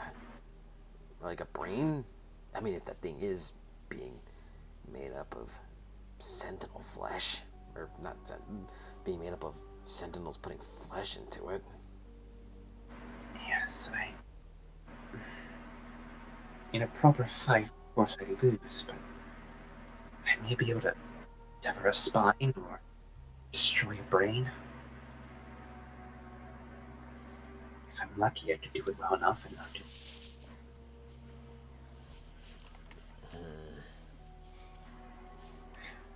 Noah, lead me up to it.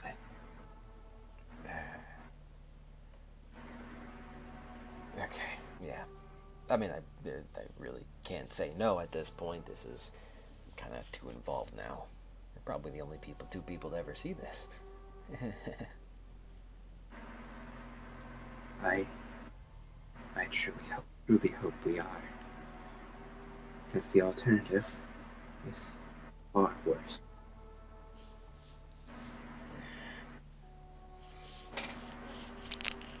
In your time, you've seen the units, which are a mechanical mecha force that is piloted.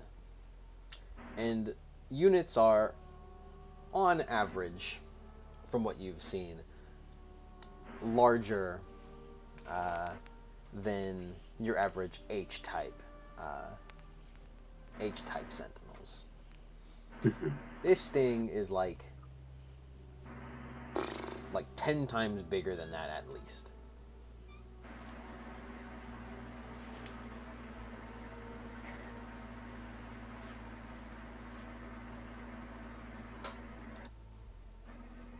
She steadies herself and pushes onward.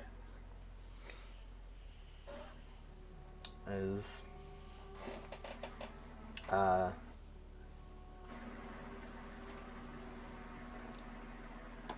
going to you both can roll a perception roll. I'm gonna let Noah roll one and you roll one, just in case. 80. Yep, her perception. Yeah. Counting on you, buddy. He got a 3. Thank you, Noah. As he takes a moment and looks around before he spots what looks to be a ladder made of chains attached to the wall that ascends up to the rafters. It appears no sentinels are climbing it at the moment. Perfect.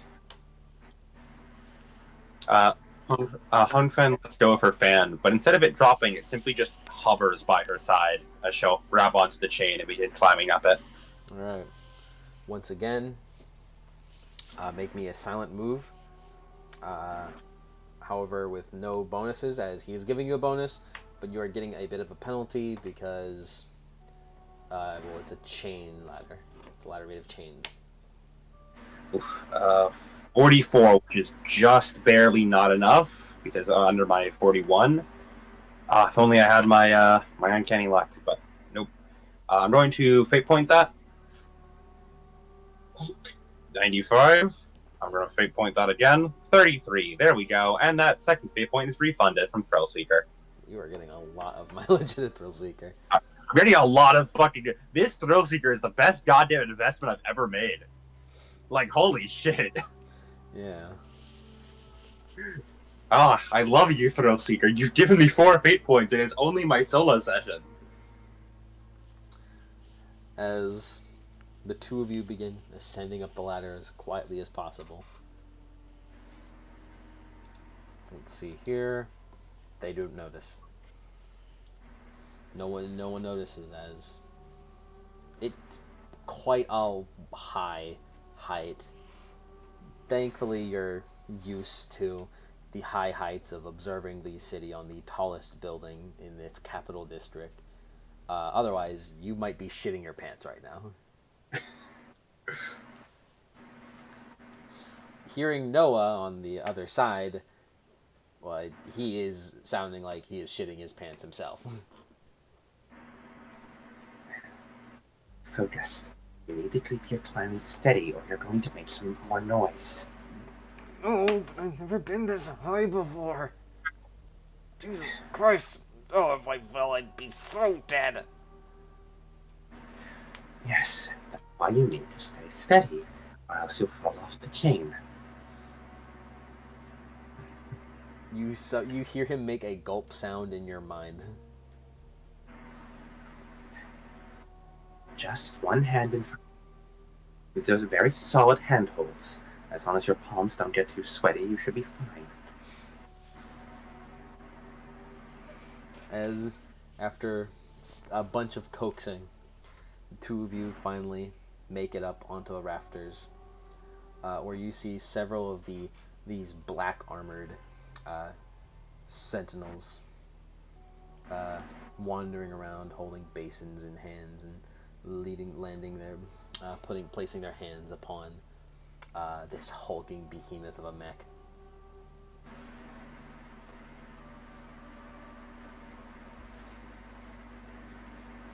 So there's sentinels around, all around the mech. Mm-hmm. In total, there are 5. There appears to be 1 on each limb and on the head. You can still likely stealth this out. It is also notable that these ones are also wearing this sort of blackened armor that might be indicative of strength, if you had to take a guess. We're going to try to sneak past them. Ideally, we don't get involved. They seem rather durable. Sounds like a plan to me. We're going to go for the head. That's hopefully where we can strike a fatal blow. All right. Yeah. I'm ready with you. I humbly request your assistance once again in this matter. Jeez, I'm really going far for you.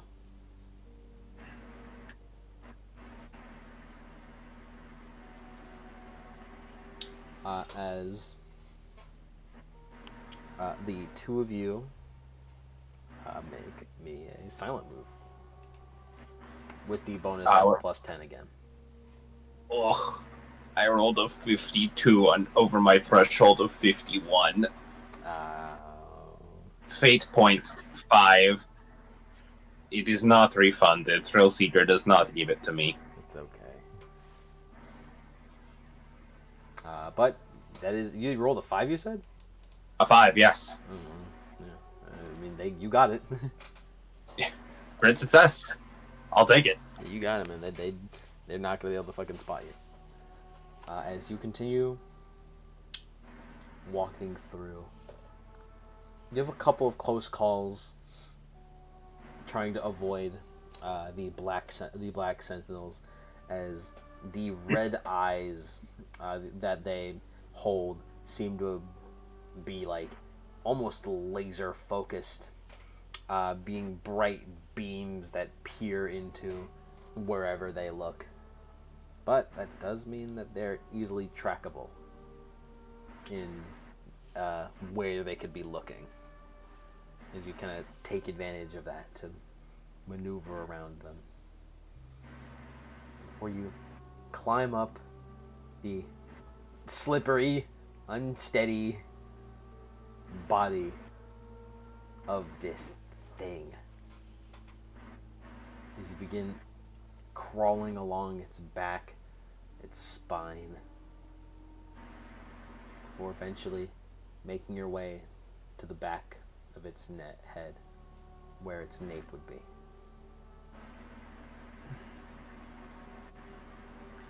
She readies her fan.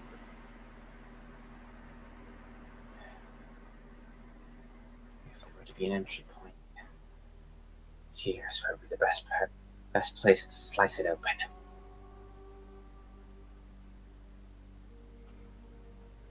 Okay, he just tightens his grip around the body, around where he is, to try to hold on.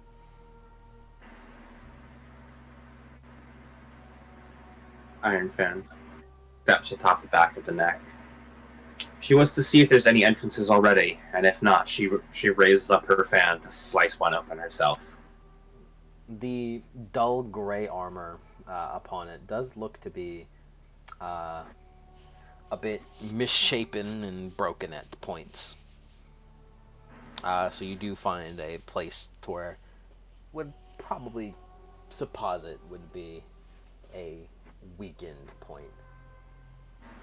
As she plants her feet on either side of that broken area, as she holds her fan steady in two hands, as she raises it up above her head. With a deep breath in before a deep breath out, as she, with one clean motion, slices the fan downward, right across the broken area to open it up further.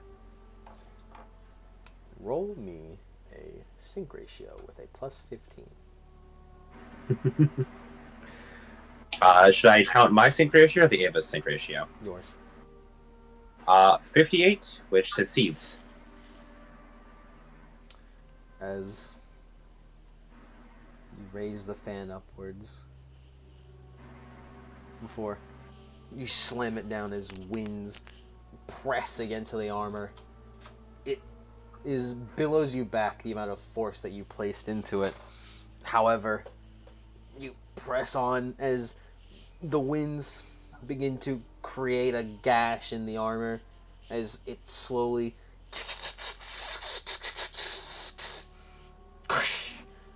cracks open the armor as within you notice a flesh bit.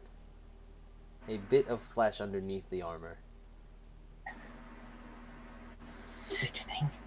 As she sees it. Before exploding out of the opening you made is a white cylindrical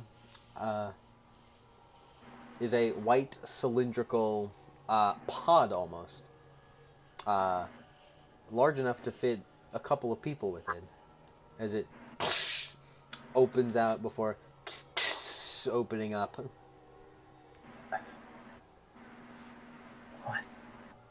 What is that?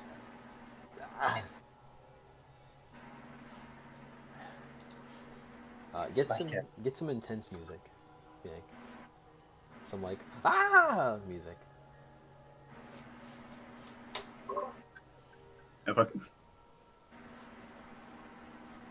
Fuck. You're putting me on the spot. Some music.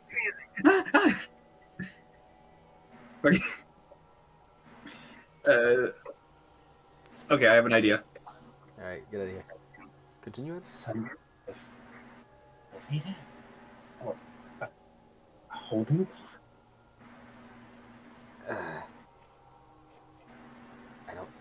I don't know.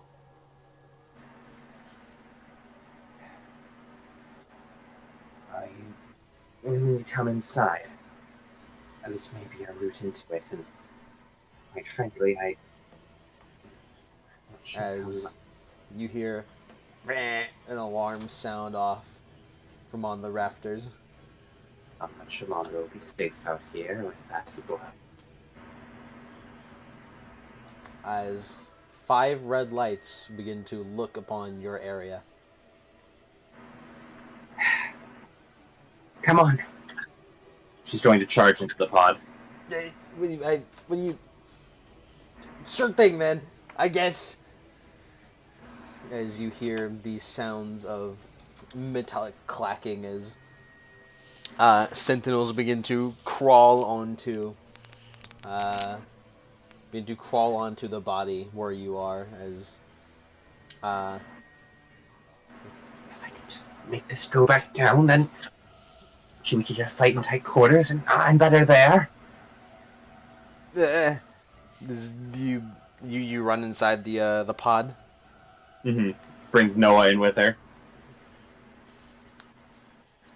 Okay. So now what?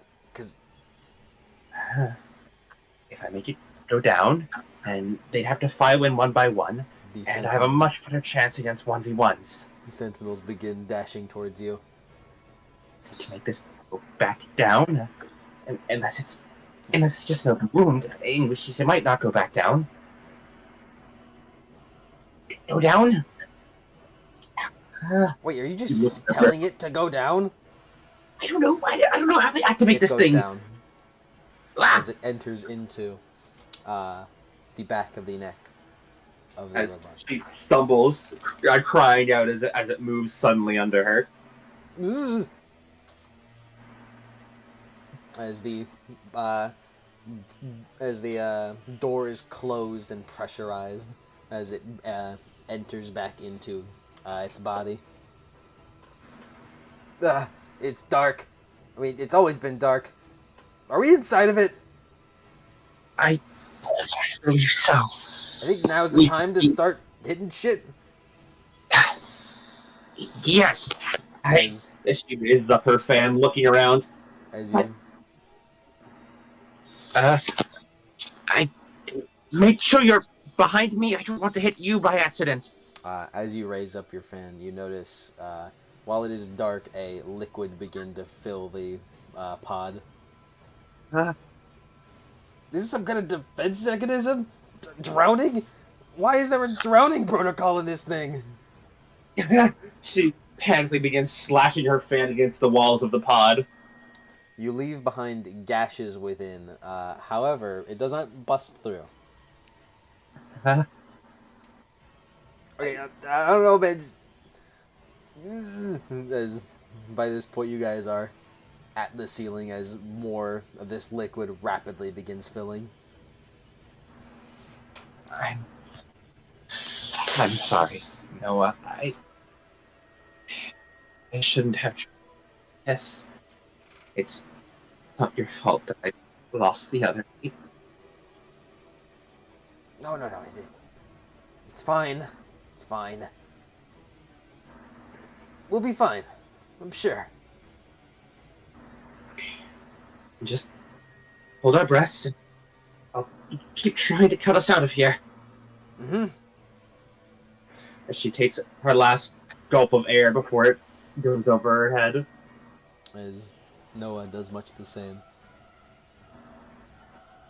She, under the liquid, keeps slashing out with her fan against the walls of the pod. You feel a surge of electricity rake across your spine. Not in a way that hurts, but as if like a shock. As it startles you. As you And let out a yelp. as the shock goes through her, she pauses, letting out the air in her lungs as suddenly feels it begin to tighten. Burning sensation, and she's still trying not to breathe in before finally she can't keep it in any longer as her body involuntarily takes a breath. You see Noah kind of like grab your shoulders and shake you like, as if trying to, and you hear him say in your mind, "Don't breathe in, don't breathe in." Huh? As suddenly her eyes seem to unfocus for a moment as she looks at Noah, and in his mind says, "Wait, Noah, as she takes in a deep breath, He shakes you again water. panically. Hmm? He shakes you again, panicked. Wait, Noah, we can breathe.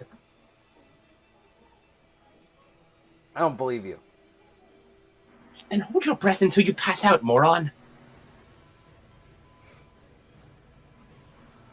Look, I'm doing just fine, as she gestures to herself. Ugh. Oh, I know what. Now I know what you're talking about. Weird goop water.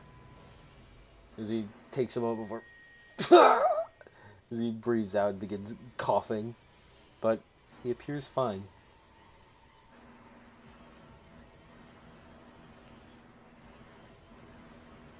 Really, you should be using this with the goop you've been bathing in. It's water, bioluminescent, and this is not the same thing. What's glowing and it's liquid, it's basically the same goop. Although it's, if he looks around, not very liquidy. You feel a jolt of electricity shoot through your spine again. As you feel almost like an out-of-body experience. Your eyes go blank. And you see in front of you words pop up.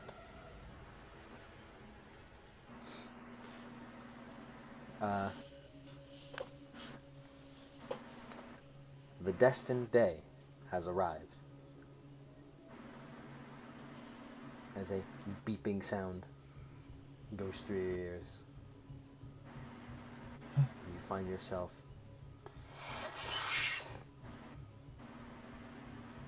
in the same spot you were before. But the plug around you is bright. You can see Noah perfectly. You can see the ground below you.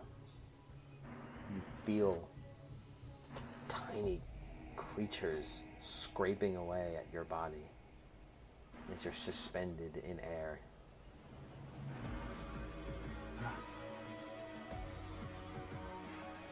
Noah, I feel very strange. Okay, I mean, I get that. I'm literally, like, reading your mind and getting that. But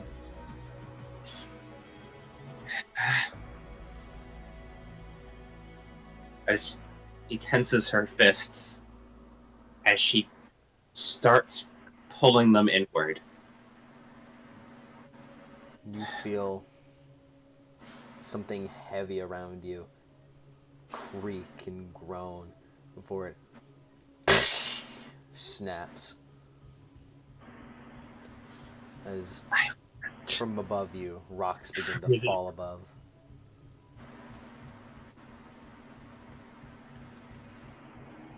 I want to be let go.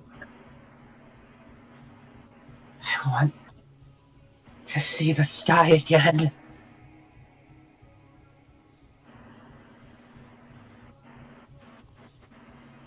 As she pulls hard.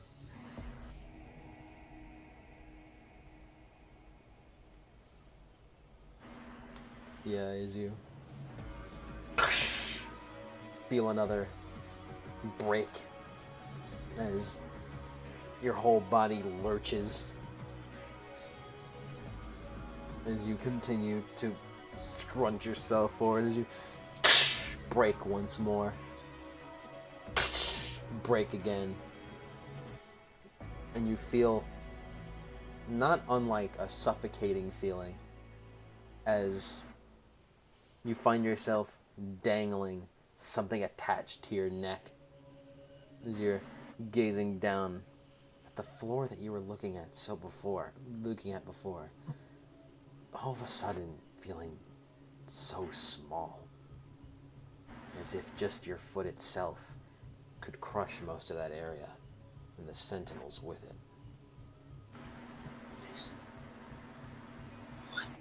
this feeling.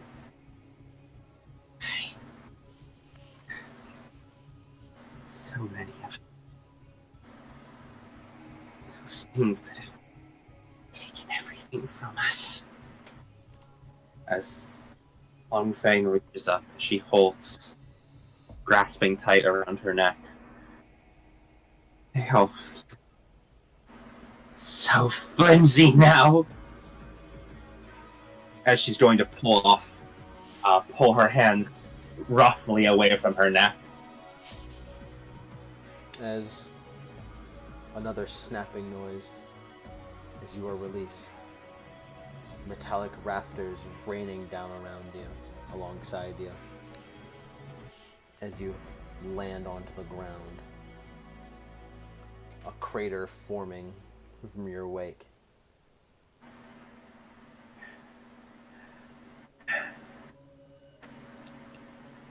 She reaches up, gently touching her own face as if to reassure herself that it is still flesh and not cold, hard metal she feels pressed against her skin, too tight, too restrictive.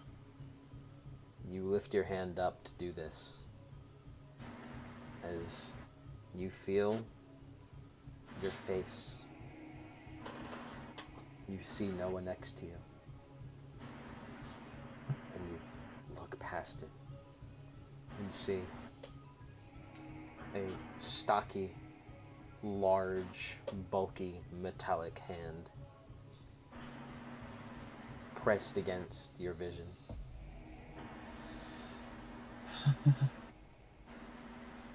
Her eyes wide. She recoils in shock, the hand pulling away from both faces. Hey, calm down, calm down. This. I'm controlling it?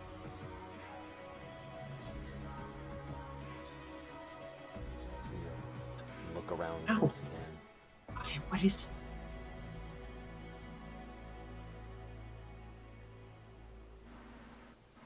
She looks around. As your body feels strong. You feel durable. You feel powerful. You feel as if the feeling that you feel whenever you utilize your magic. You utilize your ego spells. Almost feels heightened, as if being connected with something greater.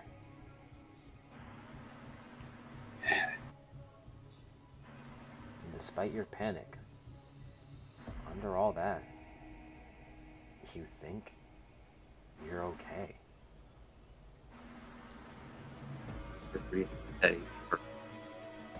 Her eyes, normally darting around panic, fear, they seem to harden and dull as she clenches her fist and she feels tight metal take to her palm at the same time.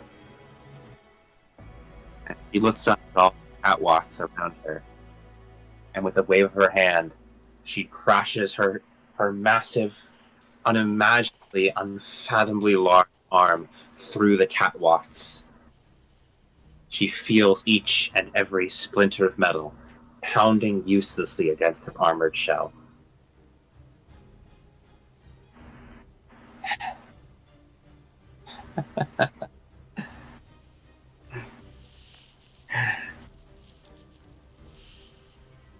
This feels right. This feels strong. Every single one. She stands up and far posture will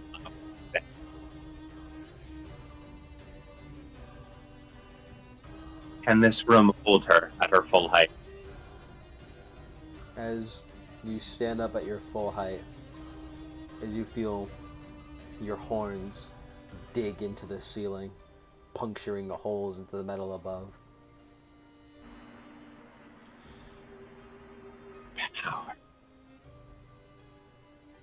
as she raises her hand above her head, as she digs her fingers into the holes the hole had made, as she begins to pull the two things apart. As she attempts to rip open the ceiling. You do so as the metal folds and crumples under your grip. What you see before you is more metal, as around you swarms upon swarms of sentinels gather at your feet. C-types, H-types, G-types. An amount that, well, in some degree it may be disheartening. That amount could have easily annihilated you and your party from earlier.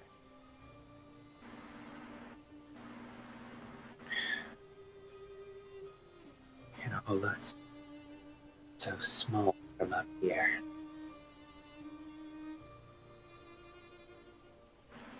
As she raises a foot and brings it down to the center of the crowd. Your foot crashes into all of them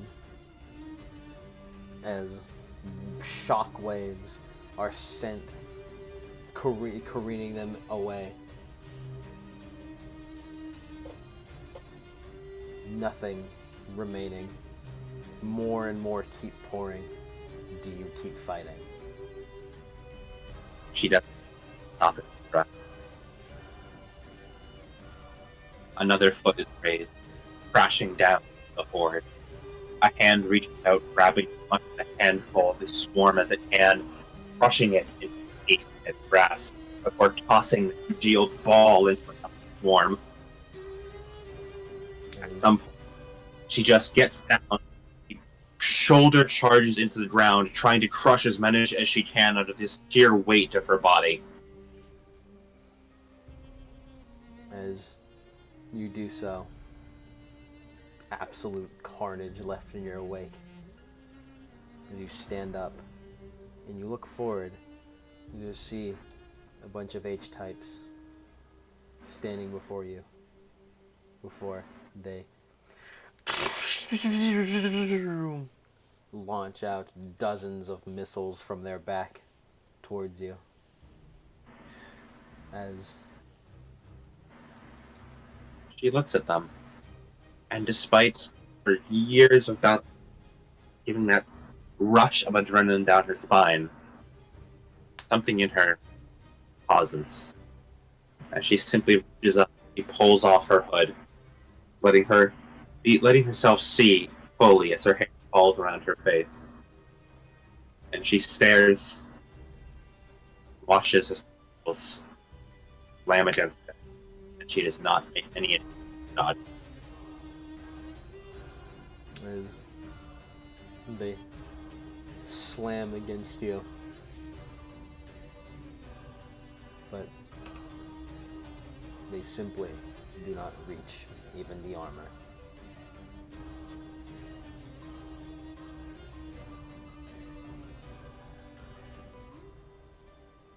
She opens her eyes, seeing that light flickering, the shining geometric barrier in front of her. By the way, can you swap back to non-speaker, Adam? You're cutting out a bit. Yeah, let me see if I can. My phone should be charged enough by now. I'm getting the intent, but in the important hour, I need you to be clear. Yep. There you go. Am I clearer now? Yep. As she looks up at the sparkling geometric barrier in front of her, as she reaches out as though to touch it and realizes as it moves with her as her arm extends outward. She tilts her head. She feels the metal creak against her neck, the bones popping from new movement unexperienced before. As she tilts the other way, she grabs hold of the geometric barrier. She pulls it back. She straightens it out.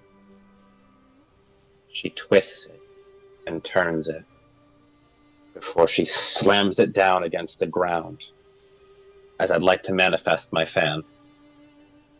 Plus 60. And you may use your sync ratio. Yep. 78, which with the plus 60 does succeed. As from the slam on the ground, a crater is formed in the metal. A large scar the size of buildings, etching itself permanently into the landscape.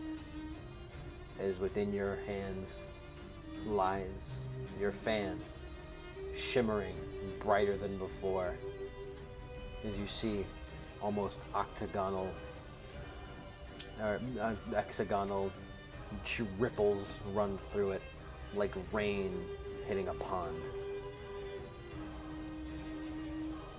You gaze towards the H-types that shot at you.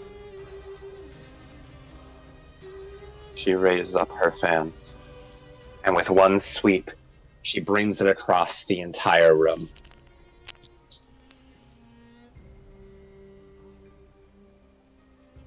The fan raked through the air. The fan itself pretty much vaporizing any metal it touches. Catwatts reduced to mere dust. The ground scraped with jagged scars that could never be reformed. And then the burst of wind that comes out shreds through metal far more effectively than even the most high-powered of lasers. Like a hurricane traveling through an old, rickety shack, it bursts through the full room, tearing apart all in its path.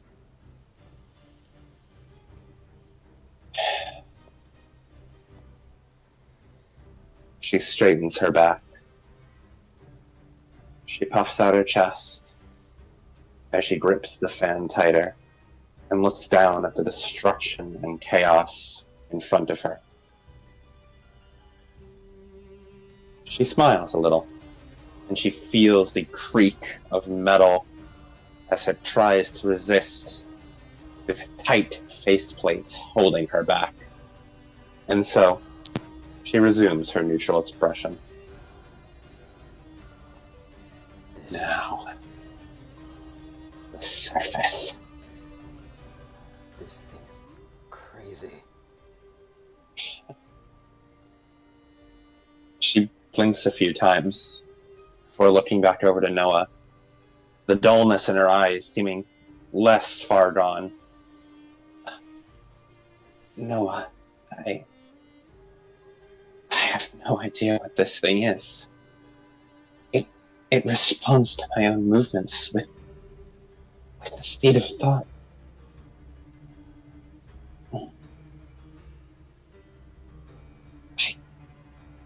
I feel so many new feelings. I'm not sure how many of them are mine.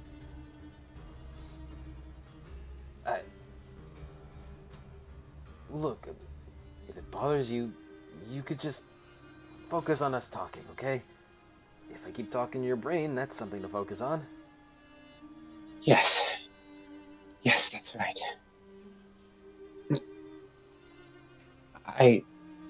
I'm unsure what they're building this for, but it feels right to use it.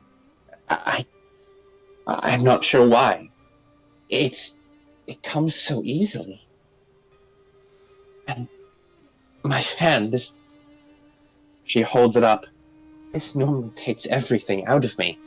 To summon it even once in a day, it exhausts me. But this felt like merely blowing up a small breeze.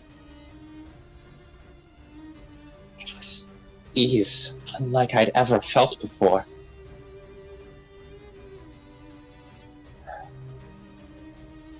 She smiles brightly as she looks at him. With this, I could win the war. Nothing could stand before this. No, nothing else the Sentinels have could potentially compare. I could carve a path right to the core. The Prime Minister would love to see this.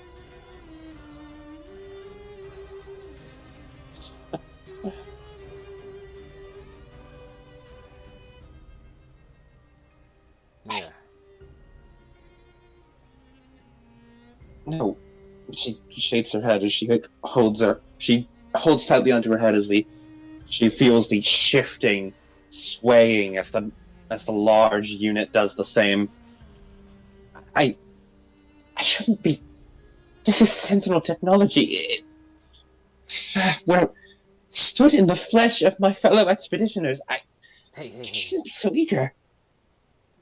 let's not think about it like that right now. It's probably not going to do well to have mental breakdowns in this. Just Yes. calm down and we can reassess.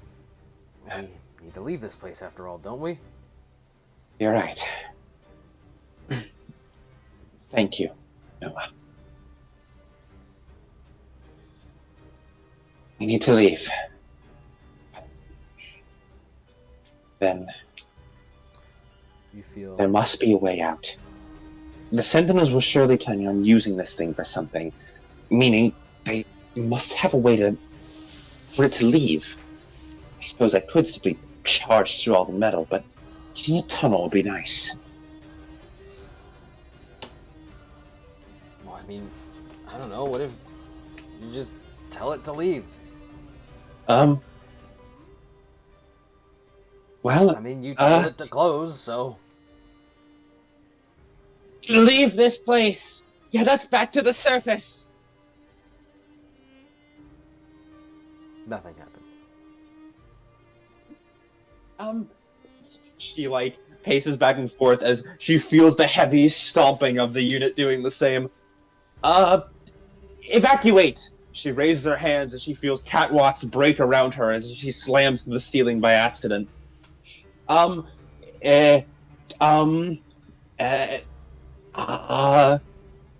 Evacuate? No, I already tried that one. Be gone! Leave! Return? Surface! She gestures forward with her hands as the large mech punches its hands through a nearby wall, tearing out bits of wiring by accident. It's not responding! I mean, I kind of thought that would work. You got one more in you?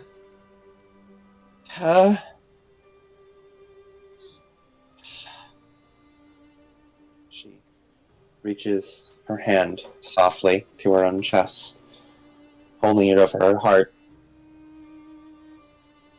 Please, take me home.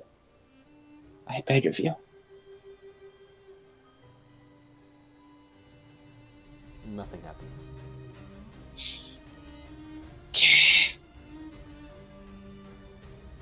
She shakes her head. It. Beep, beep, beep, beep, beep, beep. She looks over to where the beeping is. You see, written along your vision, are the words, Destined Day Protocol initiated. Destined day. My destiny. As you feel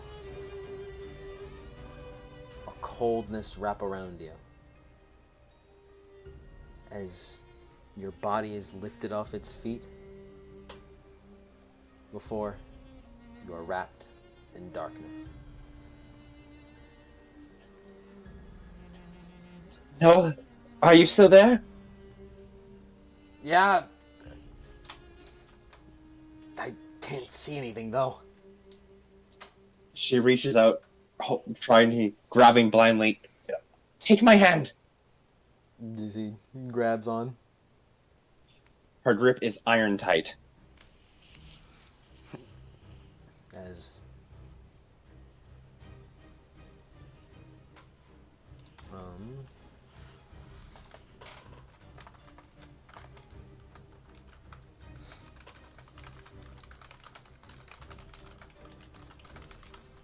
One moment.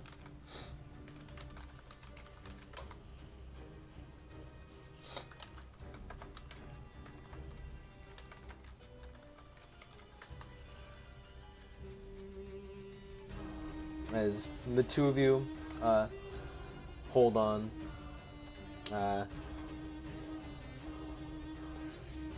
to each other, as you hear in his voice Noah kind of saying comforting words, seemingly to himself, as a bright light fills your vision.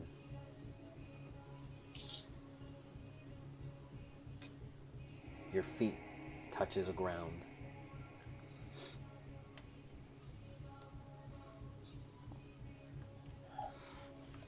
And you blink away. This is so bright. Even on the surface, it's never been so bright.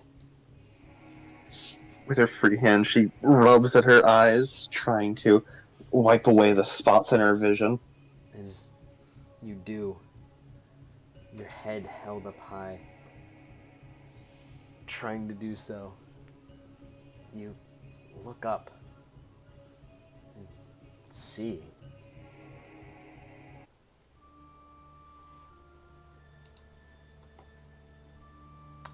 What are you doing? What are you doing? No play. What are you doing? Go back. What are you doing? Go back, buddy. I don't want this song.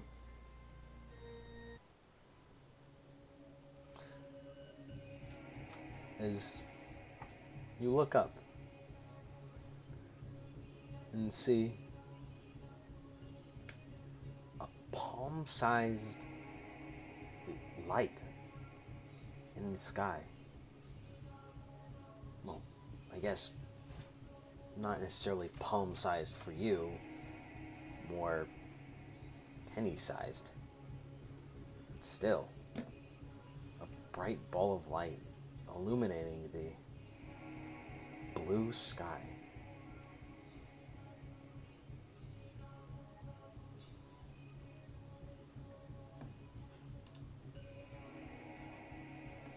She raises up a hand, trying to cover her vision from the impossibly bright light.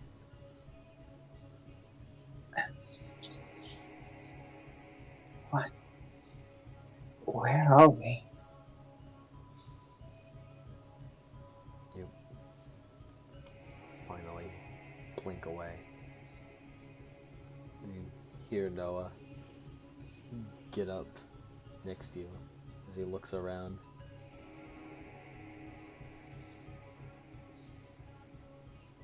This is not the ring, I take it? No, this is... I don't know where this is. Do you take a look around? She does. As you do. And you stand taller than any building. Most, at least. As you look around. You seem to be in the middle of a city. You hear people screaming from below you. As you look down and notice humans run away from you.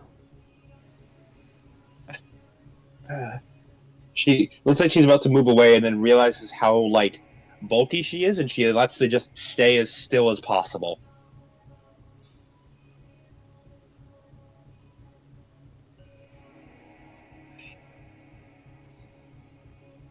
She looks around further.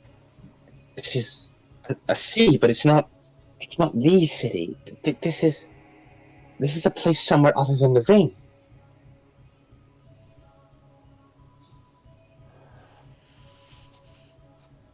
Roll me an intelligence. Alrighty. Any bonuses? Give you plus 60. That's This a 70, which is with plus 60, good enough. This is something that you should know as a character. Yep. You've heard of a place like this, now that you recall. Blue skies, a bright sun, populated cities, and what looks to be breathable air. You've lived in the ring all your life, a dark city, light years away from the sun. But instinctively, from the gravity all around you, you know this must be the mother planet. This must be Earth. This isn't the ring. This is humanity's home. This is Earth. Noah sits in complete silence as you see above you what looks to be dots fastly approaching from the sky.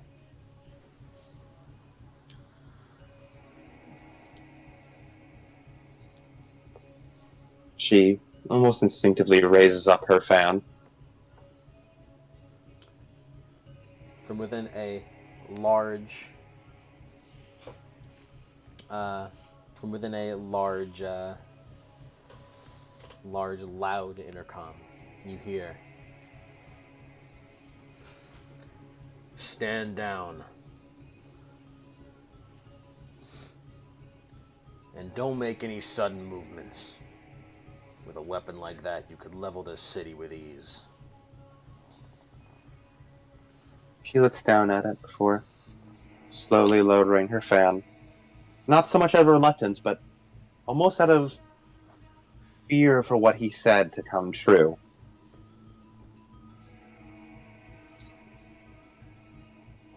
This is Earth. Whatever he said, whatever you say, it's possible he cannot hear it. It is likely he cannot hear it. They aren't responding. I don't think they can hear us. Please, just listen to what we have to say, and no one will get hurt. She nods her head. Step out of the Evangelion. She tilts her head. Evangelion? She lets go of the fan as she intentionally dismisses it, as she raises up her arms and then does a shrug motion, very slowly and deliberately, making sure there's no sudden moves to it.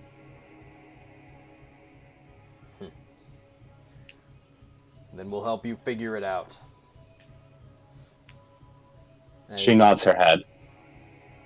The ship continues to fly closer as you read what lays on the side of it. It's weird. It appears to be the letters PILGRM.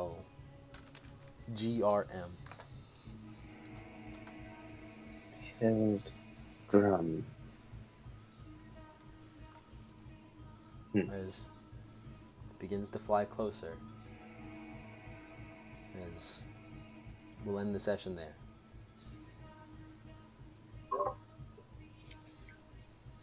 Hi, Hell yeah. hi, buddy. Welcome to Earth. And I have one epilogue to do real quick. Oh. As we cut back to the ring. The dark city. At the tallest building, at the tallest point, lay Prime Minister Ada, gazing upon the city, the same half-lidded eyes and soft smile as her silver eyes glow for a moment as they shimmer, space in front of them distorting for a second before they still, as she gazes outward towards the direction of Maintenance Tunnel D.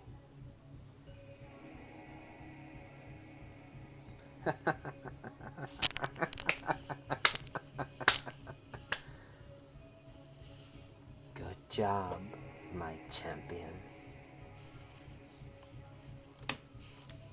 Your destiny has reached you. I await your return eagerly. And that'll be the end of that.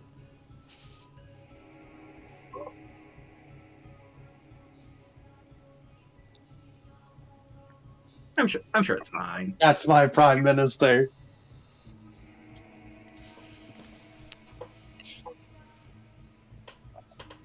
Yeah, that's the session.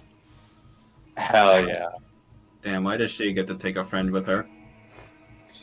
Because Hanfeng feels really bad about it. fun fact, I was not expecting. I was not intending for Noah to come with you. But you told him to get. You told him to get into the. You told him to get into the entry plug. He was definitely going to just stay and fucking hit the jets at the nearest convenience. She abducted this man. Also, you didn't take a friend because you don't have any friends. That's true. The closest thing you have to friends are military, Yeah. which is kind of all of you in a way.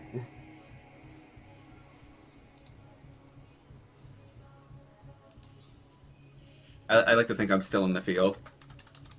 Maybe. Hope you liked the session, Adam. Oh, I loved it. I felt I got a very good grasp of Hanfeng as I went. I was like, yeah, no, I built out her character there.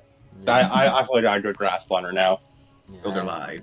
Yeah, I had a good idea as to what you could become. Mhm. And yeah, here's 400 experience for you for your solo session. Oh, beautiful. We are not going to do 400 experience a combat session. I just want to give you guys 400 for your solo sessions for fun. Mhm. Considering how long this might be, we're probably going to do the Grand Epic, so that's like 150 experience a combat session. Damn. So this is your last big bout of experience before We are gonna be. it evens out because you may be experience poor, but it turns around because you get way more session. We have a lot more sessions and a lot more shit to buy, so fair. But yeah, it was funny because I was actually planning on Noah to not come with you, and then you'd be separated from your sword, from one of your swords. You know what I fucking expected, and I was ready to like post the gif of. What's that? I was expecting Hanfeng to get kidnapped immediately when she stepped into the Ava. So I posted this, but no, this is Hanfeng and Noah. Stop it! Stop it! Ah! It's time to go. It's time to go to Earth, my child. Wait, stop it.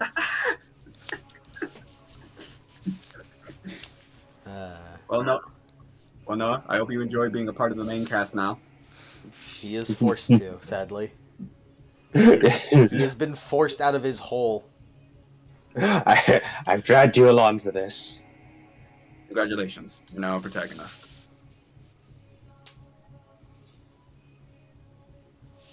Man, Earth sucks. None of the rocks here are interesting. Ah, but you don't know that. You've never been here before. True. I gotta get the fuck out of this Ava. I need to inspect the rocks.